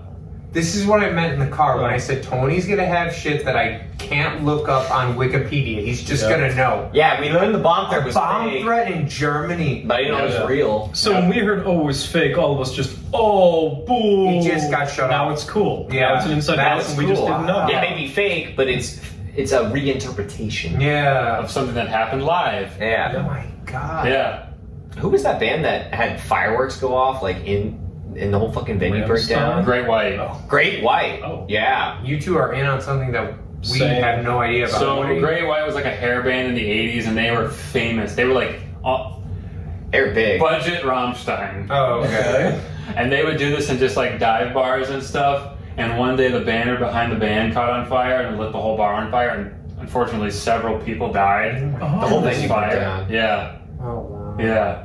So Good time. that's what kind of what Nice. Great White's Jesus. known for. No pyrotechnics and dive bars. That's Yeah, like Jeez. they were like the big like wheels that spin. oh, okay. Yeah. Yeah, crazy stuff like Man, that. Like what a stuff you could shoot shame. using outside. You know, I saw a cartoon reference Great White not too long ago. Great White. Yeah. They were like, and they showed the spinning pinwheels on Yeah. stage. I was like, oh my god.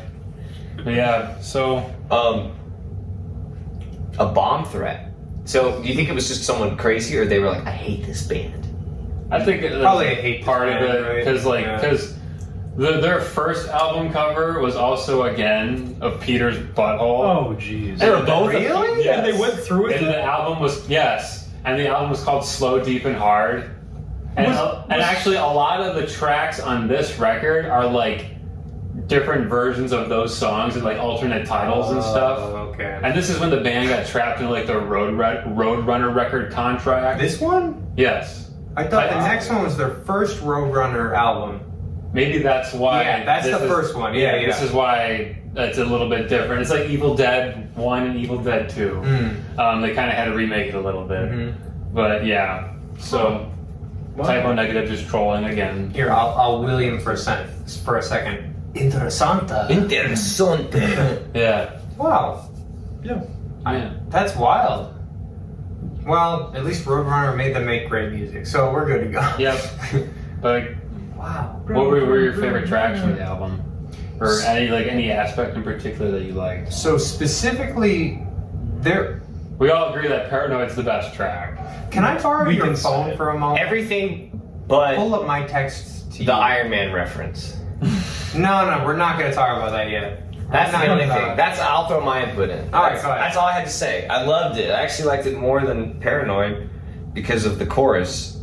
Which song? Paranoid. Yes. It's a little bit different, but I did not like the Iron Man drop. Really? No. I thought They could have ripped a little harder on something. None of that us did. exactly. No, but we it didn't did. vibe with it. No. But Everything else, like the change in the chorus, I loved it. It doesn't even sound like it. Like it's so dreary and everything. Like, But you know what it does sound like? It sounds like what Typo Negative's sound is about to become. What's the song? Bro, okay. Yeah. So in Paranoid, there's the Paranoid cover. There's a bit around the 3.5-4 minute period that sounds like Green Men. Yeah. It is Green Men. It's 100%, and that's 4 years later. They held on to that bit of music for 4 years to decide to make a track out of it. Like, what the fuck? Peter was a riff machine. Apparently. Yeah. So was Peter the primary music Song- writer? him in and Typo? Kenny. Okay. him They and would Kenny. just sit and just jam together. That's cool. And just write songs. That's cool. Like they would take like Black Sabbath and Beatles riffs. Yeah. And then just fuck around with them. You want to keep going on? Okay. Paranoid? Yeah. No. Or whatever? Paranoid in general, I got a bunch of things. Behind the scenes. Oh, we're getting a little dark here in our thing. We can. Trevor, can you flick all go? that. Dark Or time. Tyler, can you go over there and just open up the? Oh, Trevor. Yeah. Done. There we go. Oh, be real. I know we're getting a little dark. Because we're talking about typo. Yeah. Oh, we got That's a good dark. point. He's peeing now. Okay, great. I'll keep going. Forgive me. Yeah, you're fine. That is I'll the keep American going. restroom. Leave the door open so we can hear you piss. I can. That's probably not going to transfer through. Anyway, so with the Paranoid thing that I that was the only song on this record that I had actually heard that I had actually heard before this. Everything else was fresh. So the thing that I had actually written in my notes, yes, I write notes every week just to make sure that I remember everything for the week, just in case like the conversation runs a little dry and we might need like a point of me to say, hey, that one thing out of the one song, like blah blah blah. The Hendrix cover. Yeah, that was Well, good. it's not a Hendrix cover.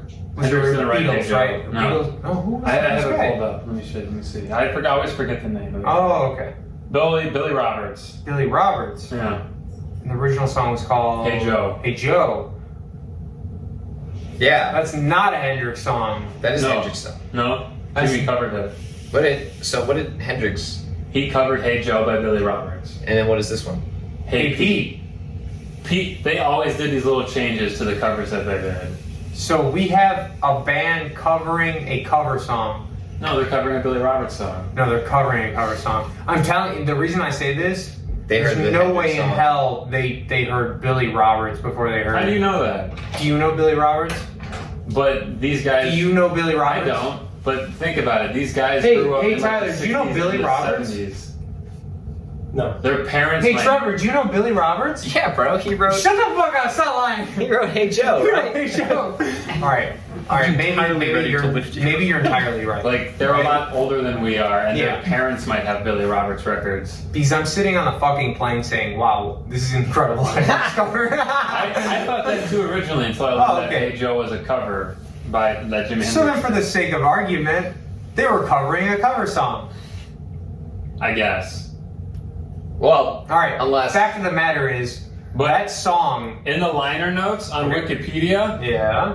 it says Billy Roberts, not Jimi Because of Hendrix. course they have to give credits to the main guy that wrote the song. So it's not a cover of a cover. It's a It's a cover. cover of a cover. It's a cover. It's a cover of a cover. It's a cover.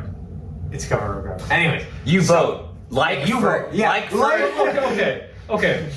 like for cover, like for not cover. No, like for cover, comment for cover of a cover. Just like regardless. No.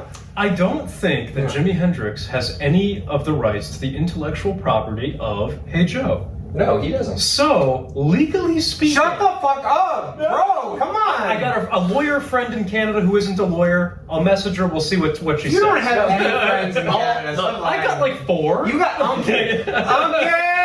Uncle.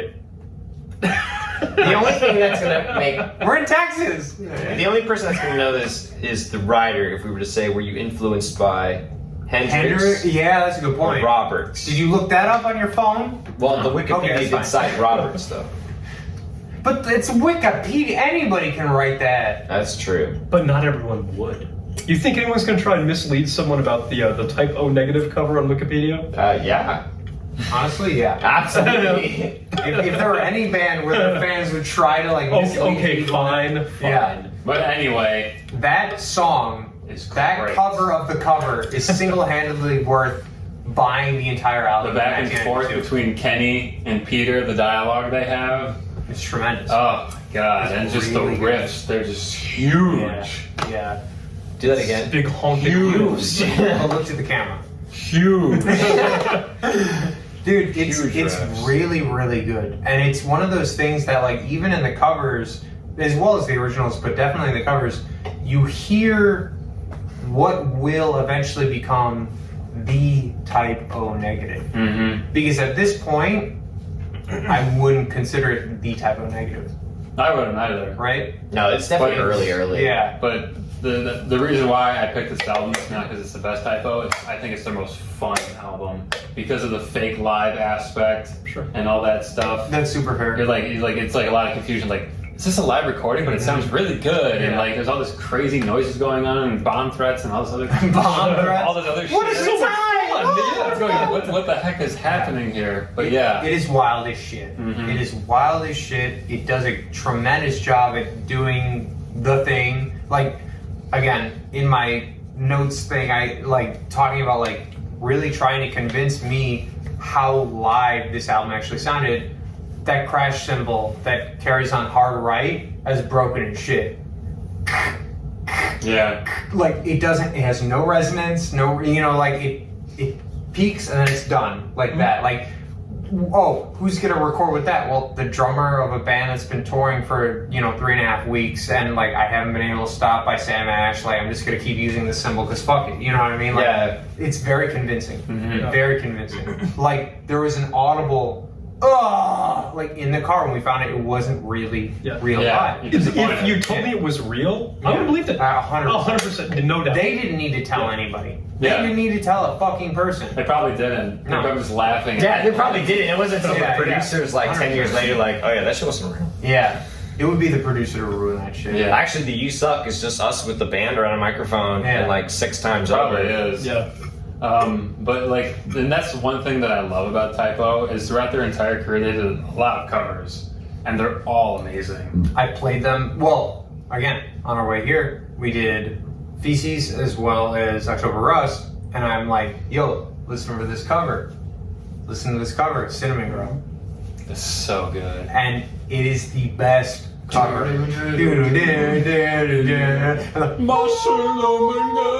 Yeah. It's just, they know how to do it. And like, this is coming from a band that is, we've done one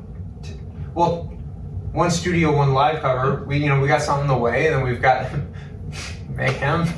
You know what I Did mean? you play Mayhem too? Yeah. Yeah. I've seen both performances of that. It was fun. What was your favorite one? Oh, this is gonna be good! I remember, I think it was the second time because you were having a lot of fun playing that He's song. the fun of the band. And then I was like, look how Mr. much fun Content. Trevor's having. Like, this makes me feel good. Okay. It's the one time we get to like do a little thrash. And I'm Yeah. like, oh yeah. You mean black metal, but It was Yeah. black Black metal. metal. You can be killed for that. I get it. So you liked it better when Tyler wasn't around? Thanks, bud. That's cool. Appreciate that. That's great. That's the real He's gonna question. die before he gets back to Abilene, but anyway. But I do remember the first. I enjoyed the second time, but the first time was more memorable because I was sitting next to Mike and you were playing the intro to Freezing Moon, and I'm like, he's playing fucking Freezing Moon, and Mike's like, are you really? And then the there's like, oh my god, they're playing Freezing Moon. That's what I remember Craig on tour would say, like, all right, guys, like as a prog band, we have to do a cover, so we decided why not do black metal? Yeah. Yeah. Having just played like two very progressive songs. Yeah. It was great. It's a perfect transfer, it in my is. opinion. Yeah. Sorry. I do like the Mayhem into Nirvana. I think that's, Yeah. it's a good little pair that you don't Yeah. see coming. Probably can confidently say never been done before. Actually, yeah, right? That makes sense. Watch like 6 people are like, I did it. My band did that Yeah. in 2017. Those I are did it. 50 viewers. I did it in 71 before Mayhem was a thing. Yeah. And Nirvana. And Nirvana. I'm Dad's dad. I'm dead. I took the picture when he blew his brains out for that album cover. No, that was Iran. Oh, that was the guitar player. Never mind. Anonymous. Yeah. Oh, We're not talking about that. Anyways. yeah. We don't like black Yeah. metal. And then what's cool too is like this album, like the big thrash influence, and you can clearly hear the big Black Sabbath influence. Yeah. This band loves Black Sabbath, and you can hear it in the cover and the way they write riffs. Were they ever tight with Ozzy? Yes. Really? Okay, this is what I want to know. Yeah. And so the 3 biggest influences for this band were the Beatles, Right on. Black Sabbath, and Deep Purple. Yeah, And sure. There's a story. There's an interview. Daughter. There's an interview. So the bass. Flashbacks. Hold on. Like yeah. One of the bass players for Deep Purple's name was Roger Glover, and Peter's a big fan of him. And in an interview, he said the first time he met Geezer Butler of Black Sabbath, he walked up to him and he said, "It's nice to meet you, Mr. Glover." And then Geezer just like laughed, and he was like, because he knew he was joking. Yeah, of course. But it's just fun to hear like how it's just like we're just trying to write music of all the bands we like put together, and you can hear that later, like in their covers they do on their album "World Coming Down." Yeah. The last track is a My Beatles. world is coming down. It's a Beatles medley of like 3 songs. Yeah, and it cost them $75,000 to do those 3 songs. Oh. Intellectual property and distribution rights. Yeah. Strike again. Yeah, and that was a good price. Do you guys think I'm good. You're talking about typo. One more swig. Okay. Love you, one more bottle? Oh, yeah. $50 bottle. of Also, another thing that I like to call this album, or the band, like this album in particular, Pick Scrapes the album. Yeah. The long, slow. Man, he's the only Pick guitar Scrapes. player, right? No, Peter plays bass. Yeah. No. Not Peter. Kenny? Kenny? Yes. Okay. That's what I was debating in the car. They never added a second guitarist, right? That's why the keyboard always makes been- way more sense. It's always been 4 people, and they But- call them the Drab 4. So The Drab 4. that. Okay, yeah, I heard. love that. Okay, this makes So- sense. I love bands like that though, that have this fat fucking tone, and it's like, oh wow, it's just you. And so it's like, okay, you guys, White Zombie, Yeah. fucking, like just the fattest tones. Who's it? Molly Crew, even Mick Mars, you. No, me. Fuck you. Us. Oh, we have fat tones. We No, got but 4 people. of a single guitar player. Fat tones. Oh, I see what you're saying. Yeah, like White Zombie's got. Damn you! Yeah. Damn you, wine. The Talking Heads. Yeah. Well, It doesn't. No, not quite You know what I yet mean. here. Melvins, they have one guitar player, right? Yep. Yeah, definitely. But 2 basses And 2 drummers. and 2 drummers at some points. Not right now, right? They've been without 2 drummers They've for a while. been yeah. 3 a 3-piece. They're fat with a PH. That's all that matters. Thick. Thick. Big. Thicko negative. But I always respect any band that runs a single guitar and has just such a fat fucking guitar tone. It's like, whoa! Yeah, Like, even without your bass player. Yeah. it's some impressive shit.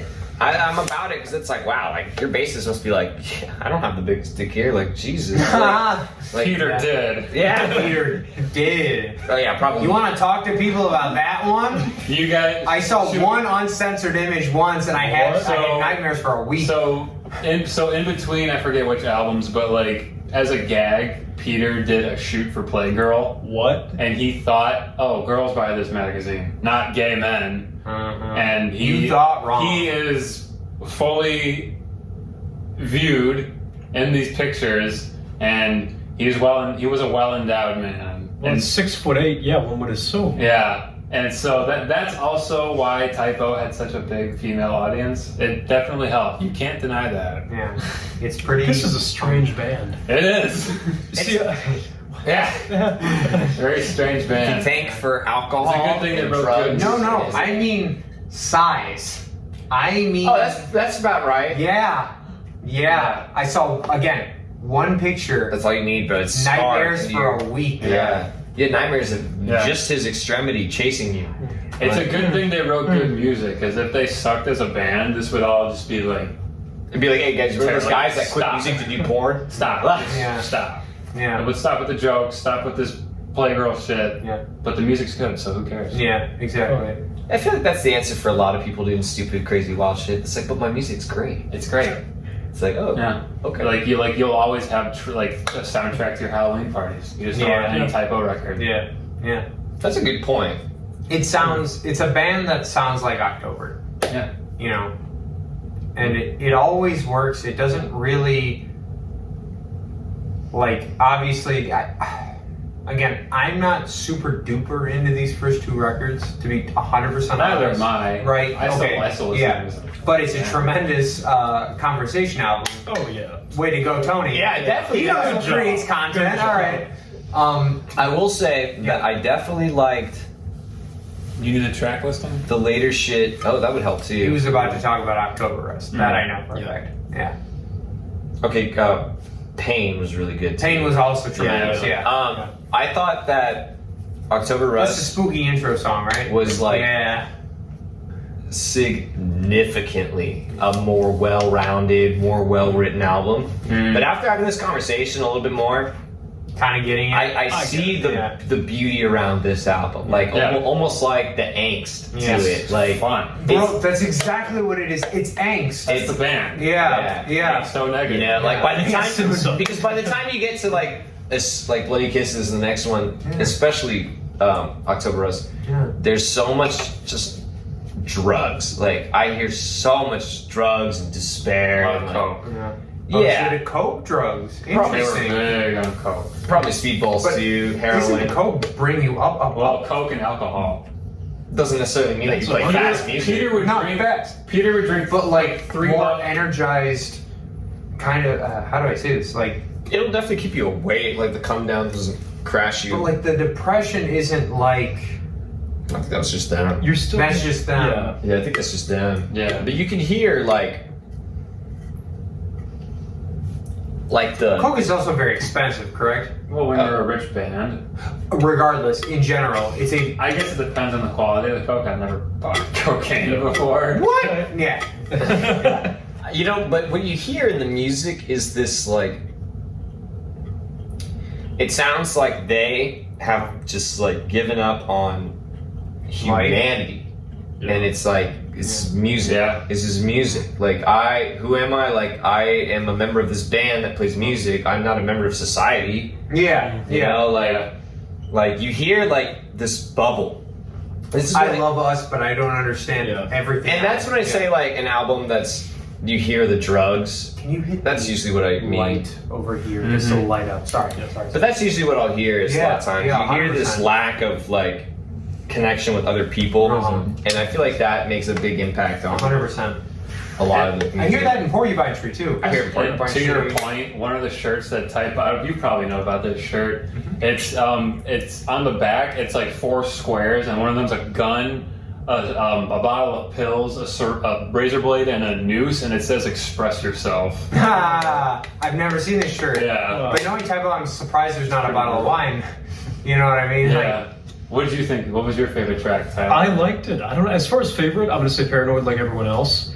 The big thing with my listening to it was that I didn't hear the same things that, obviously the influences as far as Sabbath, Deep Purple, all that didn't strike me as much as like Joy Division and some of the 80s post-punk kind of stuff. Okay. Because like Ian Curtis, after the second or before the second album was released, he killed himself. And there's like a lot of very, very sad lyrics and all Wait, this. Ian Curtis is dead. No, I'm kidding. So what? Kurt Cobain, what? Yeah. So listening to what? Yeah, what? Were you Williaming for a second? Is Kurt Cobain dead? Okay. What? Monday? Yeah. No, continue, Tyler. But yeah, so the sadness, I heard a lot of that, particularly in October Rust, right? Yeah, particularly in October Rust. But again, I had never listened to Typo Negative at all before this. I'm sure I heard something on a playlist somewhere. Yeah. But I didn't get it listening to the first record because objectively, as a piece of music, it wasn't quite as put together to my liking as typically I would expect from a released album, my introduction to a sound, whatever. Yeah. Date of today, of right now. Today, 16th? July 17th. July 17, 2021. Tyler has just heard Rob Zombie, everybody. Yeah! This is how disconnected this man is. Yeah, so I related to that disconnect, that's a 100%, thing. yeah. But no, I thought it was great in a Rust in October, or October Rust. Yes. October Rust was more of just an impactful piece of music. But It was now a that band that figured it out. yeah. They're still trying things out here, which I can't hate anybody for. And same with Bloody Kisses. Sure. It's they're a little bit more, getting it together. It's still not perfect though. It's very close, but it's not perfect. From October Rust afterwards. Yeah. Oh, it's amazing. Bro, interesting fact. Wait, keep going. I don't want to ruin you. Go on. I lost it. I don't know. I no, am an asshole. I liked it. Thought it was good. But no, now talking to you guys, Tony, thank you for guiding us into the world of I would Origin of never listen to Feces. these We had so many questions. We're like, I bet Tony's gonna have all the answers. But just like we thought, That got said like a half a dozen times. Like, It's we're driving, we're like, what do you guys practice in think? the back Like, seat. I because hope there Tony must has be a the reason. answers. Why did he say, why is this the album? Yeah. But talking to you guys about this record has made me appreciate it in a sense that when I go back and listen to it again, which, I predict I will, I'll like it more. Yeah. It's going to be like the early Primus stuff, the early like Wolf Parade, Canadian indie garbage stuff, what is where that? it's just like really messy and weird, but like, oh, well, if you know what happened to him, it's like, oh, that's kind of cool. It makes a big difference on the music. I don't know how that is, but like you learn something about the band and all of a sudden the music sounds Well, different. you have a connection to it. Even if it's not a real connection, that little bit of knowledge, at least ties things together enough to where you can appreciate it. And I've always found that interesting. I had that same thing with John Mayer and some garbage that, you were making fun of a year ago that now all of a sudden you love. Hold up. Yep. Doggies in the pool is Doggies. That's true. Doggies in the pool. They splash in the pool. Talking about doggies. Doggies in the pool.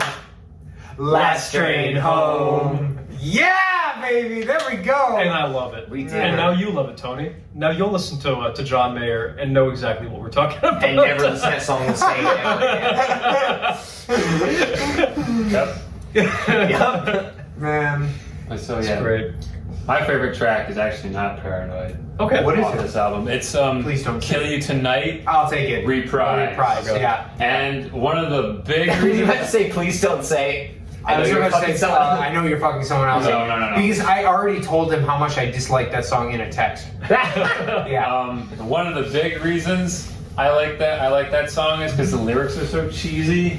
And in the beginning, he just screams, "I have a pickaxe in the trunk of my car. I put it on the grinder to get it real sharp." That's so stupid. stupid. That's a tremendous line. I love It's it. a horror movie, man. An 80s But horror movie. it also has parts of the song where the whole band's like, oh, oh, oh, oh, oh, oh, oh. You remember that part of the album? Where they kind of get like into like this 60s pop music feel, which is Well, that's what I wrote in my notes. I'm like, Yeah. is this a Ramones song or not? No, it's not. Okay, okay. But like it's cool because it's kind of like where that Beatles element comes in. And they get into more of that later in their career with like songs like My Girlfriend's Girlfriend. My girlfriend's girlfriend. Like talking about go-go dancers and all this stuff, and like That's a tremendous song. yeah, like it's like what's cool is the point you brought up earlier is a lot of the things that they played and hinted at in this album evolved into like whole songs or like themes in their later work. And it's just cool to see a band just take like these little ideas and just expand with it. And I feel that aspect of their sound, it was a big part of it came from this song. And I just think it's real catchy. That's a really tremendous like point to make because like you do hear more of them in that particular track than you do anything else on this album. And in a way that's not like, well, obviously here we live in 2021, so we really know what ended up happening with this band. But even in general, like I'm curious, like typo negative listeners, like Pete died in 2010? 2010? But through 2008, when they released the last album... 2007, I think, is when they released Dead Again. Was it 2007? Okay, we'll say that. Because 2008, between his death, they got together and played, but you watch footage of it from there, and it's... I showed them. really sad. Really sad. Yeah. It's like, we watched the Vakken performance together, where he's got the green top hat, or the black top hat with the green rim kind of thing. They play 2 songs. Yeah. It's real sad. It's like Lemmy in his last days. Literally. Dude. Don't do drugs. Don't do hard drugs. No. Well, okay, here, alright. God, not to get, like, ourselves in, like, a really weird place right now, but, like, did he die of drugs or did he die of the giganticism? It was like, okay, let's see. It was like some kind of, We thought it was the tumor, I latter. think. Hell yeah, baby. Here he is. Trevor's back. Let's see. This step. He died of sepsis caused by diverticulitis. What the fuck is diarrhea? So diverticulitis is when food gets trapped in the cilia in your, you know what cilia is in your small intestine? It's like these little fingers that like absorb the nutrients from food. Oh, okay. When food that's really hard to digest gets caught in there, it becomes infected, and that like is incredibly painful. My mom had it, and she said this beat childbirth. It was horrible. Okay. And I was 8 pounds when I was born. Oh my god! Big boy. And my brother was too. Tony, how tall are you? 6'2"? 6'2". You're taller than 6'2". That's a lie. You have to be. Anyway, You're a liar. He's lying, Anyway, everyone. He's 6'8". He is gigantic. 4'3". so He sings for typo negative. I don't know how diverticulitis can cause sepsis, but isn't that what one of your Sasha died of, right? Sepsis? I don't know what's actually. We're like it's like your organs are like your intestines are like leaking into your body. Oh yeah, that was Sasha. Yeah. That's what Peter died. I wouldn't be talking about -9 if we didn't cry together. Oh god. It's okay. Sorry. But yeah, he died of that in 2010. My god. But yeah, he was in a very bad way. He actually got like into his like the peak of his addiction very late in his life, like in his mid to late 30s. So you can't deal with it at that age like you can when you're 21. Yeah. When you just bounce back from it every night. So yeah. And he had a lot of mental stuff going on. He tried to kill himself a couple times, and he was in a lot of abusive relationships, which obviously reflected. I can't imagine anyone abusing that man. Oh, they did. Really? He was in a relationship with a woman for like 9 years, and then she cheated on him, and it's all reflected in the music. 9 years. Yeah. Okay, so I brought this up to the boys, and again, this isn't the Feces record, but in October Rust, I said to them, when it happened, I said, this is, not Haunted, but aside from Haunted, because, that's just a great Song. track. Bauchulus. Botulus? Bauschus? From October Rust. Bauschus and I hate you. Is it like Kermit mixed with? Yeah. I swear to God, that's what he sounds like, but like a baritone Kermit. It works, I swear to God. Bauschus? Sounds like Glenn Danzig if he gained 1.5 feet. In Praise of Bacchus. Praise of Bauschus. Either which way. Favorite, next to Haunted, favorite Typo Negative song, period. Mm-hmm. Is he talking about the woman that left him after 9 years in that I song? don't know, to be honest. Okay. Yeah. Because that would, honest to God's truth, that would explain that song Is so that the song much where he's like, more. she hates me? We listened to that. Hates me. Yeah. Banana. Like, it's that song. I want to cry for him because Yeah. I don't think his You feel the tear pain. like ducts can create enough. They don't to get understand. that far up. They don't. Yeah. Yeah, he's too tall. That is a painful song to It is. listen to because it's so well written and you get it. You're just like, It's real. It's real. fuck. And there's a not every Typo song like it's that sad. Yeah. But when there are songs like that on the albums, they could just get more intense every Yeah. album. Like Yeah. um By the way, I know Bauschus, it's about alcohol in Yeah. general. Is alcohol. Yeah. I just about that girl. That was the Mhm. question. Sorry. like on Bloody Kisses, there's a song called Bloody Kisses. Yeah. And Yeah. it's about his cat that died. No. Yeah, and that song is really sad. Oh. And then later on, in like World Coming Down, and then a couple albums later, like the song Everything Dies. And Everything. Oh my god. Like- That's on World Coming Down. Yeah. And You just said- Everyone I Love Is Dead.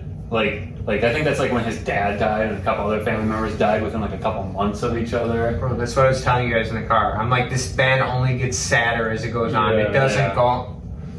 Yeah, so Maybe it was just Pete's time. You know what I mean? Like, if that didn't kill him, what would have? he Yeah, would have probably. finished He the tried, job. yeah, He like- would have finished the job. It's you know.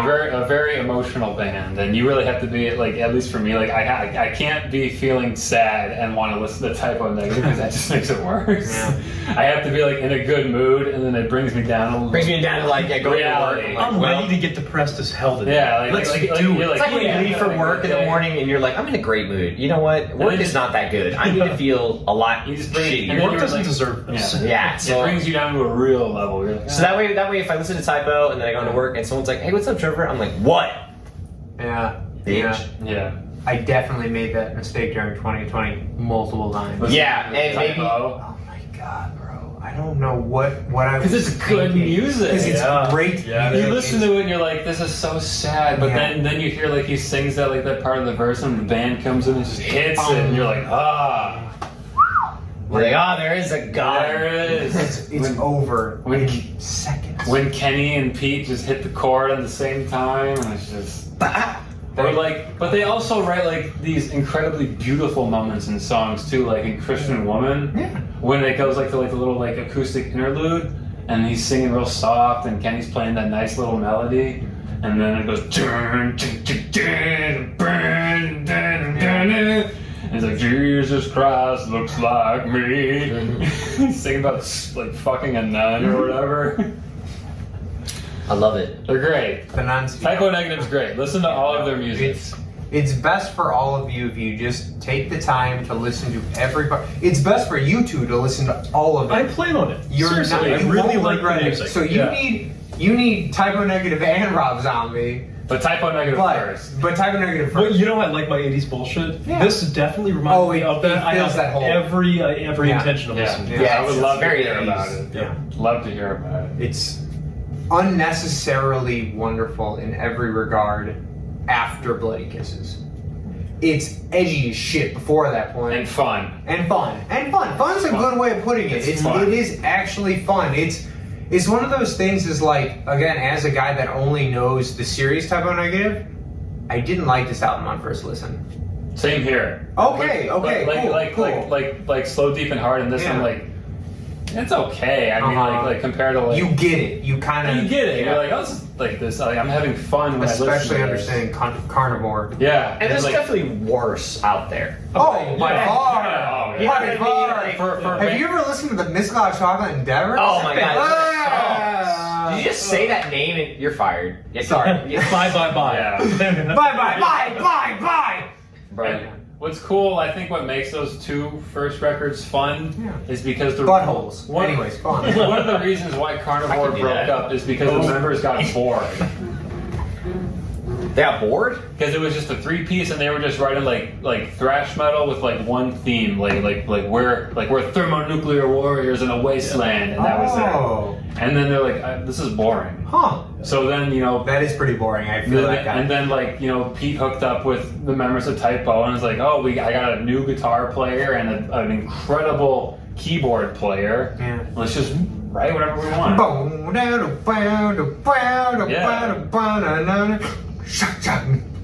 Yeah. And you said he was a garbage man? Pete What? worked for the Brooklyn Park District for 10 years. Tony works for the Park District, guys, in Abilene. Like Yep. this, talk about like weird. Oh my like God. we're gonna hear. I worked at two parks. Just don't kill yourself. But you did work for two Park Districts. Like, isn't that fucking He wild? wrote Black #1, which became their #1 song, while waiting to dump sewage into a tank, like at 6:30 in the morning at work. He was driving a truck, God. and he's like, we need. It was one of those you hear it 1,000 times from all different bands. Yeah. We need to fill spot time on the album, and he just wrote this #1 hit. Well, hey, you know what? No path is forever, and no sequence of actions determines your future. Yeah, Yeah. You never There you know go. when you're going to be dumping You- raw sewage exactly into the truth. your future. yeah, See? God. In the best way. and it's That's so poetic as fuck. You know. it's so funny too because you always hear people say, "This is a goth girl anthem." That song's about no, me." it is. It is. No, it's not. It's just this guy needed to fill in time for his album because that's his job, and he wrote this song while driving a truck full of shit. He wasn't thinking about you. Goth girls. He was kind of thinking. No, he wasn't. Go He was fuck thinking yourself. about you. And go fuck. Later, he did, Yeah. but not on that song. Typo negative. It's great. I love it. Is a perfect metal. I'm impressed with just how original it is. There's nothing like it. There literally is. Especially from the '90s when you had a lot of copycat bands. Yeah. Yeah. Like you had your mainstays of the '90s. And for a band that has- Korn, Pantera. Yeah. Give me some more. Limp Bizkit. Limp Biz- White Zombie. Don't laugh. Come on. It's hard not to laugh at Limp Bizkit. Tool. But like Typo Negative Faith doesn't No get brought More. up enough. And also, all the grunge bands, but to say that they're also super original, they did so many covers. and made them sound original. It made them sound original. They also Yeah. sounded wicked like new wave. I mean, they kind of took like the 70s rock thing, dumped some new wave on it, and it became great. That's what it is. Yeah. That's It's new what wave. It It is. is new wave. New wave. Yeah. New wave Yeah. God, is about to make a comeback. Yeah. I And it's hope gonna so, start with and a I'll be the song king of it. called... No, I'm kidding. I'm not gonna pull it up. Right. I'm the Dude. new wave king, not you. What? We're the new wave king. Oh. Dude, I've been fist bumping so much since I got to Austin because I realized everybody's so much. since listening. I have like fisting. everybody's In fact- down for freedom here, but nobody's completely committed to the full handshake yet. Yep. So it's a lot of A lot of bumps. Bumps all around. again. Yeah, there we go. It's got to be a good one. It's got to be like. I like This yours. was not a good one. Yeah, I don't you can't mind just this. be all I like. don't mind none that. of That was this. okay, but you I gotta was like like really this. just. There. Oh Yeah. my god. Does have to Wait, give me another one. Kind of like that. We got to do the predator thing. You got to do it like. Oh! You son of a bitch, Bennett. Yeah, you missed it. We had the perfect predator I moment. I like that. Bennett's Commando. Oh, Shit. Dylan. But he says, Dylan, you son of a bitch. Yeah. And then to Bennett, he says, "Let out some steam, Bennett." But you wouldn't handshake after that. You'd throw a pipe at his I'm not fucking gonna stomach. throw a pipe at But then Tom. why would you say? Why would you say that then? I said, "Dylan, you son of a bitch." You two were yelling about whatever. TIE fighter. Dylan. You two were yelling about TIE fighters? No, dude, check it out. Give me a fist bump. Watch this. Check this out. TIE fighter! Oh damn. How do you feel right now? Yeah, right? A little offended, right? A little bit. I think I need to wash my hand. I think his hand. That's been I in did my not life have for a long consent. Now that would have made more sense if I was like this, because that looks Hey more like a TIE man, fighter. hey man. None of these things look like a TIE fighter. Good enough. I thought this looked kind of a lot like a TIE fighter, to be honest. That was This? they were I've good never enough. heard that before. Well, I mean, Yeah. consider That that's versus that. that. Well, They're both a yeah, TIE yeah, fighter. see? That's a really good Does this bit. look like a TIE fighter? The center pod. Now it does. Yeah, there you go. Thanks for fixing that. All right, That's it. What That's are we looking at time here? Almost 2 We're making hours. hand TIE fighter puppets. We've been drinking. Yeah, we've been drinking. All right, We've been everybody. typo-negativing. Yeah. A All lot. right. So Tony. the end of the story is, buddy. I've missed Tony so much. I missed you Yeah, guys too. doesn't put Me the and wine- Tony were Yeah. pretty much babies and raised together. It means a lot to be able to see him Fifth here. graders. That's babies, man. That's babies. That's diapers, bro. At least me. No, I'm kidding. I know for sure. I need Babies. Anyways, this has been a lot of fun. Please listen to Typo Negative. Type O. Don't. All right, but really important. Don't listen to Typo Negative when you're a bad mind state. It's not a Don't good listen idea. to Typo. Bad It's call. not a good idea. Alcohol doesn't help. Drugs don't help. Typo Negative probably helps less than both of those. Listen to typo negative, But now you're sad. but don't listen to typo negative. This is hard to do. All right. Thanks so much. This has been Antonio and the Mystical Hot Chocolate Endeavors In Austin. in Austin. We're about to go out to like 6th Street after pre-gaming like no one else. I'm kind of worried about the rest of the night. I hope we make it out of the We're gonna hotel. get pizza. Oh, Good plan. Fuck. yeah, We'll survive. bro. Yep. You know, why are we even? I could go for like a good ass margarita pizza right now. I'm kind of excited. Did you say margarita? Isn't that what they call that? Can we dump it on top of Can we pizza. do the We intro can again? vote. But like typo negative. Explain. You'll follow my lead. All right. Alright. The stars are bright, and the night. Keep going. No. Keep going. Something about Texas. In the heart of Texas! God,